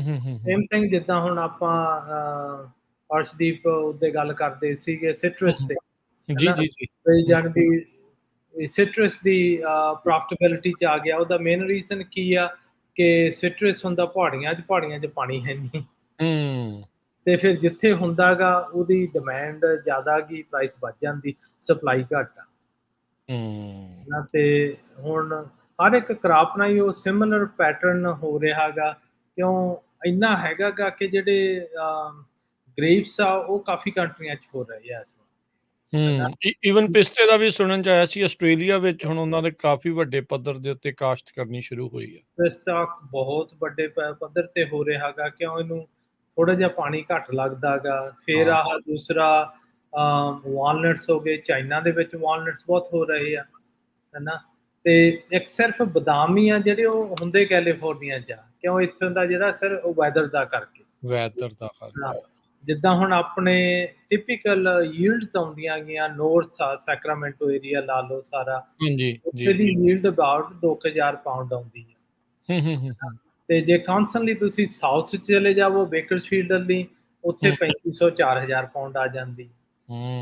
ਗਰਮੈਸ਼ ਦਾ ਹਾਂ, ਉਹ ਵੈਦਰ ਤੇ ਫਰਕ ਬਹੁਤ, ਜਿਹੜਾ ਕਲਾਈਮੇਟ ਆ ਨਾ ਆਪਣਾ, ਇਹ ਪਰਫੈਕਟ ਆ ਇਸ ਜਾਣੀ ਦੀ ਕ੍ਰਾਪ ਦੇ ਲਈ, ਇਸੇ ਕਰਕੇ ਇੱਥੇ ਜ਼ਿਆਦਾ ਲੱਗੇ ਤੇ ਉਹਦੀ ਡਿਮਾਂਡ ਸੋ ਜਿਹੜੇ ਦੂਸਰੇ ਵੀ ਰੋਟੇਸ਼ਨਲ ਕ੍ਰਾਪਸ ਆ ਹੁਣ ਉਹਨਾਂ ਦਾ ਵੀ ਜਾਣੀ ਦੀ ਕਿਉਂ ਸ਼ੋਰਟੇਜ ਕਰਕੇ ਹੁਣ ਜਿੰਨੇ ਓਲਡਰ ਬਦਾਮ ਆ, ਹੋਰ ਆ ਜਿਹੜੇ ਪੱਟ ਹੋ ਰਹੇ ਆ, ਉਹ ਮੋਸਟਲੀ ਜਾਂਦੀ ਲੋਕੀ ਉਹਨਾਂ ਨੂੰ ਈਦਰ ਲੀਸ ਆਊਟ ਕਰ ਰਹੇ ਆ, ਚਾਹੇ ਉਹ ਜਾਣੀ ਦੀ ਉਹਨਾਂ ਤੇ ਉਦਾਂ ਦੇ ਕਰਾਪਸ ਵੇਚਦੇ ਆ ਜਿਹੜੇ ਜ਼ਿਆਦਾ ਪ੍ਰੋਫਿਟੇਬਲ।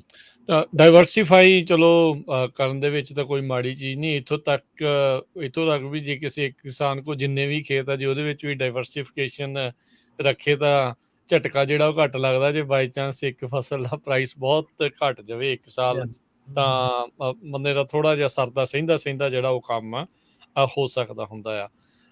ਆਪਾਂ ਜਦੋਂ ਆਪਾਂ ਹਾਰਵੈਸਟ ਦੀ ਵੀ ਗੱਲ ਕਰ ਰਹੇ ਸੀ, ਤੁਸੀਂ ਦੱਸ ਰਹੇ ਸੀਗੇ ਪ੍ਰੈਪ ਦੀ, ਇਕੱਲੀ ਇਹ ਨਹੀਂ, ਇਹ ਸਾਰੀਆਂ ਫਸਲਾਂ ਦੇ ਨਾਲ ਹੀ ਜਿਹੜੀ ਉਹ ਚੀਜ਼ ਜੁੜੀ ਹੋਈ ਆ। ਕਈ ਤਾਂ ਜਿਹੜੀਆਂ ਇਰੀਗੇਸ਼ਨ ਡਿਸਟ੍ਰਿਕਟ ਆ, ਉੱਥੇ ਤਾਂ ਪਾਣੀ ਦਾ ਪ੍ਰਾਈਸ ਹੈਗਾ ਠੀਕ, ਜਦੋਂ ਤੁਸੀਂ ਉਹਨਾਂ ਤੋਂ ਜਿਹੜਾ ਉਹ ਲੈਂਦੇ ਆ। ਹੁਣ ਆਪਾਂ ਆਫ ਦੀ ਈਅਰ ਜਦੋਂ ਦੱਸਦੇ ਸੀ ਵੀ ਹਿਊਰਨ ਵਰਗੀ ਜਿਹੜੀ ਇਲਾਕੇ ਦੇ ਵਿੱਚ $2000 ਨੂੰ ਏਕੜ ਫੁੱਟ ਪਾਣੀ ਆ, ਇੰਨੇ ਦੇ ਤਾਂ ਏਕੜ ਚੋਂ ਮੈਨੂੰ ਲੱਗਦਾ ਬਦਾਮ ਜਾਂ ਕੋਈ ਕ੍ਰੌਪ ਉਨੀ ਦੀ ਨਿਕਲਣੀ ਨਹੀਂ ਆ। ਇਹ ਤਾਂ ਇਕਨੋਮਿਕਲੀ ਘਾਟੇ ਵਾਲਾ ਸੌਦਾ ਜਿਹੜਾ ਉਹ ਬਣਦਾ ਜਾ ਰਿਹਾ ਕਈ ਥਾਵਾਂ ਦੇ ਉੱਤੇ। ਅਜਿਹੇ ਥਾਵਾਂ ਦੇ ਉੱਤੇ ਫਸੇ ਹੋਏ ਕਿਸਾਨ ਆ, ਉਹ ਕੀ ਕਰ ਸਕਦੇ ਆ?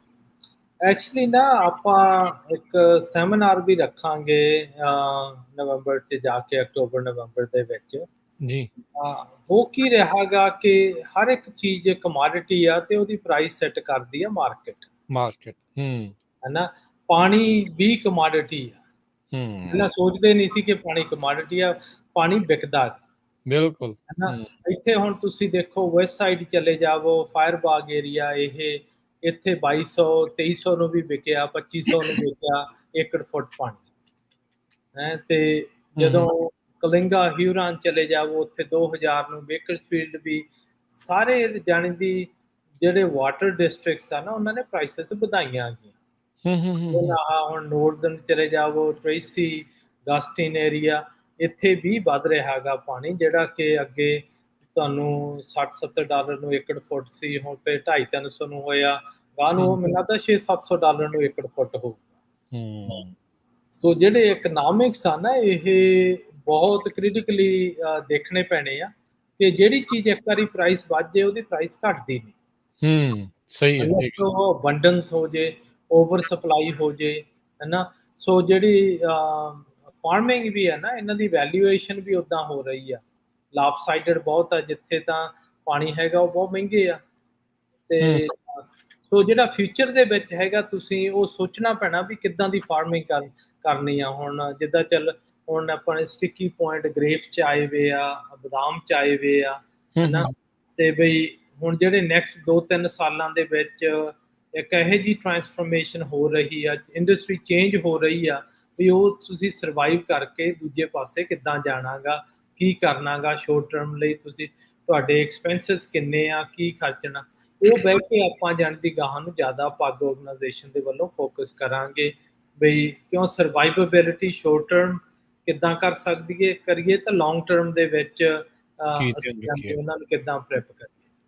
ਜੀ ਜੀ, ਬਿਲਕੁਲ। ਤੁਸੀਂ ਡਸਟ ਕੰਟਰੋਲ ਦੀ ਗੱਲ ਕੀਤੀ ਸੀ ਵੀ ਕੈਲੀਫੋਰਨੀਆ ਵਾਲੇ ਜਿਹੜੇ ਏਅਰ ਰਿਸੋਰਸਿਸ ਬੋਰਡ ਵਾਲੇ ਉਹੀ ਕਹਿੰਦੇ ਆ ਵੀ ਹੁਣ ਆਪਾਂ ਦੇਖ ਸਕਦੇ ਹਾਂ ਵੀ ਕਿਉਂਕਿ ਝਾੜ ਦਾ ਸੀਜ਼ਨ ਹੈ, ਇੱਥੇ ਝਾੜ ਹੋ ਰਿਹਾ ਵੀ ਘੱਟਾ ਥੋੜਾ ਜਿਹਾ ਜ਼ਿਆਦਾ ਆ ਹਵਾ ਦੇ ਵਿੱਚ, ਉਹ ਦੇਖਣ ਨੂੰ ਮਿਲਦਾ ਵੀ ਆ, ਉਹ ਪਤਾ ਵੀ ਜਿਹੜਾ ਉਸ ਚੀਜ਼ ਦੇ ਵਿੱਚ ਲੱਗਦਾ ਆ। ਸੋ ਕਿੱਦਾਂ ਦੀਆਂ ਕੁਛ ਚੇਂਜਿਸ ਸਟੇਟ ਵੱਲੋਂ ਜਿਹੜੀਆਂ ਇਸ ਨੂੰ ਲੈ ਕੇ ਉਹ ਆ ਰਹੀਆਂ ਨੇ? ਜਿੱਦਾਂ ਸਟੇਟ ਵੱਲੋਂ ਚਾਹੇ USDA ਵੱਲੋਂ ਗ੍ਰਾਂਟਸ ਕਾਫੀ, ਓਕੇ, ਉਹ ਗ੍ਰਾਂਟਸ ਹੈਗੀ ਵੀ ਜਿੰਦੇ ਤੁਹਾਡੇ ਖੇਤ ਦੇ ਆਲੇ ਦੁਆਲੇ ਉਹ ਤੇਲ ਪਾ ਦਿੰਦੇ ਆ, ਹੈ ਨਾ, ਜੇ ਤੁਸੀਂ ਜਾ ਕੇ ਅਪਲਾਈ ਕਰੋ।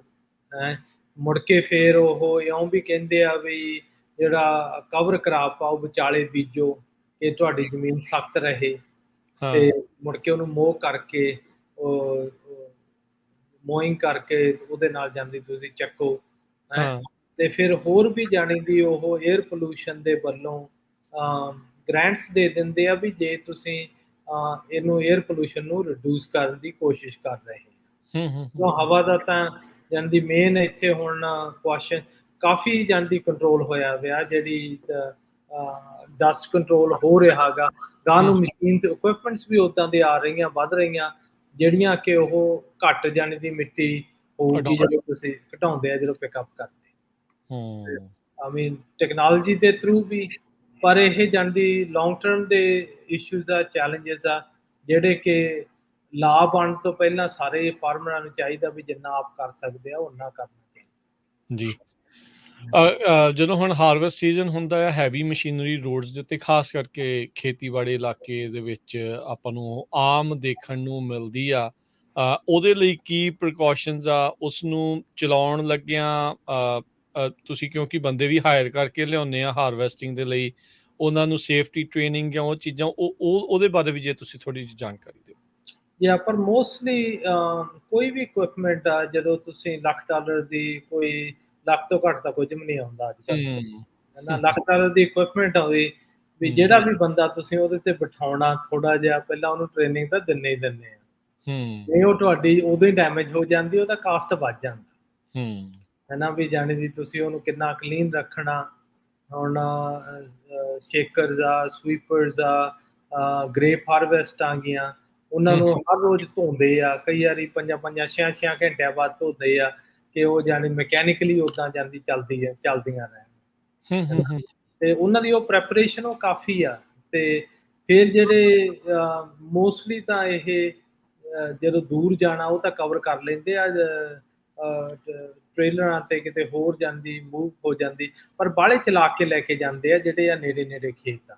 ਹੂੰ, ਹੂੰ, ਹੂੰ, ਹੂੰ, ਉੱਥੇ ਫਿਰ ਜਾਂਦੀ ਕਾਫੀ ਲਾਈਟਸ ਸੋਹਣੀਆਂ ਹੋਣ, ਚਾਹੇ ਤੁਹਾਡੇ ਪਿੱਛੇ ਆਪਦਾ ਹੀ ਕੋਈ ਬੰਦਾ ਐਮਰਜੈਂਸੀ ਲਾਈਟ ਲਾ ਕੇ ਆ ਰਿਹਾ, ਕਿਉਂ ਉਹਨਾਂ ਨੇ 5-10 ਮੀਲ ਦੀ ਸਪੀਡ ਤੋਂ ਜ਼ਿਆਦਾ ਸਪੀਡ ਵਧਣੀ ਨਹੀਂ, ਤੇ ਉਹ ਟ੍ਰੈਫਿਕ ਵੀ ਰੋਕਦੀਆਂ, ਹੈ ਨਾ। ਲੋਕੀ ਫਰਸਟ੍ਰੇਟਡ ਵੀ ਹੁੰਦੇ ਆ, ਪਰ ਹਾਂ ਇਸ ਆਹ ਮਹੀਨਾ ਤਾਂ ਕਰਨਾ ਹੀ ਪੈਂਦਾ, ਹੋਰ ਚੋਇਸ ਹੈ ਨਹੀਂ। ਨਹੀਂ ਬਿਲਕੁਲ।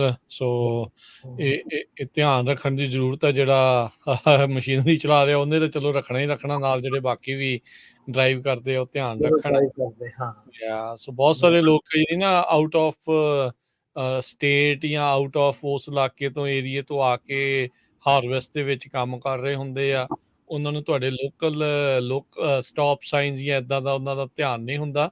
ਸੋ ਜਦੋਂ ਤੁਸੀਂ ਡਰਾਈਵ ਵੀ ਕਰਦੇ ਆ ਹਨੇਰੇ ਸਵੇਰੇ, ਇਹਨਾਂ ਚੀਜ਼ਾਂ ਦਾ ਤੁਸੀਂ ਜ਼ਿਆਦਾ ਧਿਆਨ ਵੀ ਇਸ ਦੌਰਾਨ ਹਾਰਵੈਸਟ ਦੇ ਦੌਰਾਨ ਜਿਹੜਾ ਉਹ ਤੁਹਾਨੂੰ ਰੱਖਣਾ ਜਿਹੜਾ ਉਹ ਚਾਹੀਦਾ ਹੈਗਾ ਆ।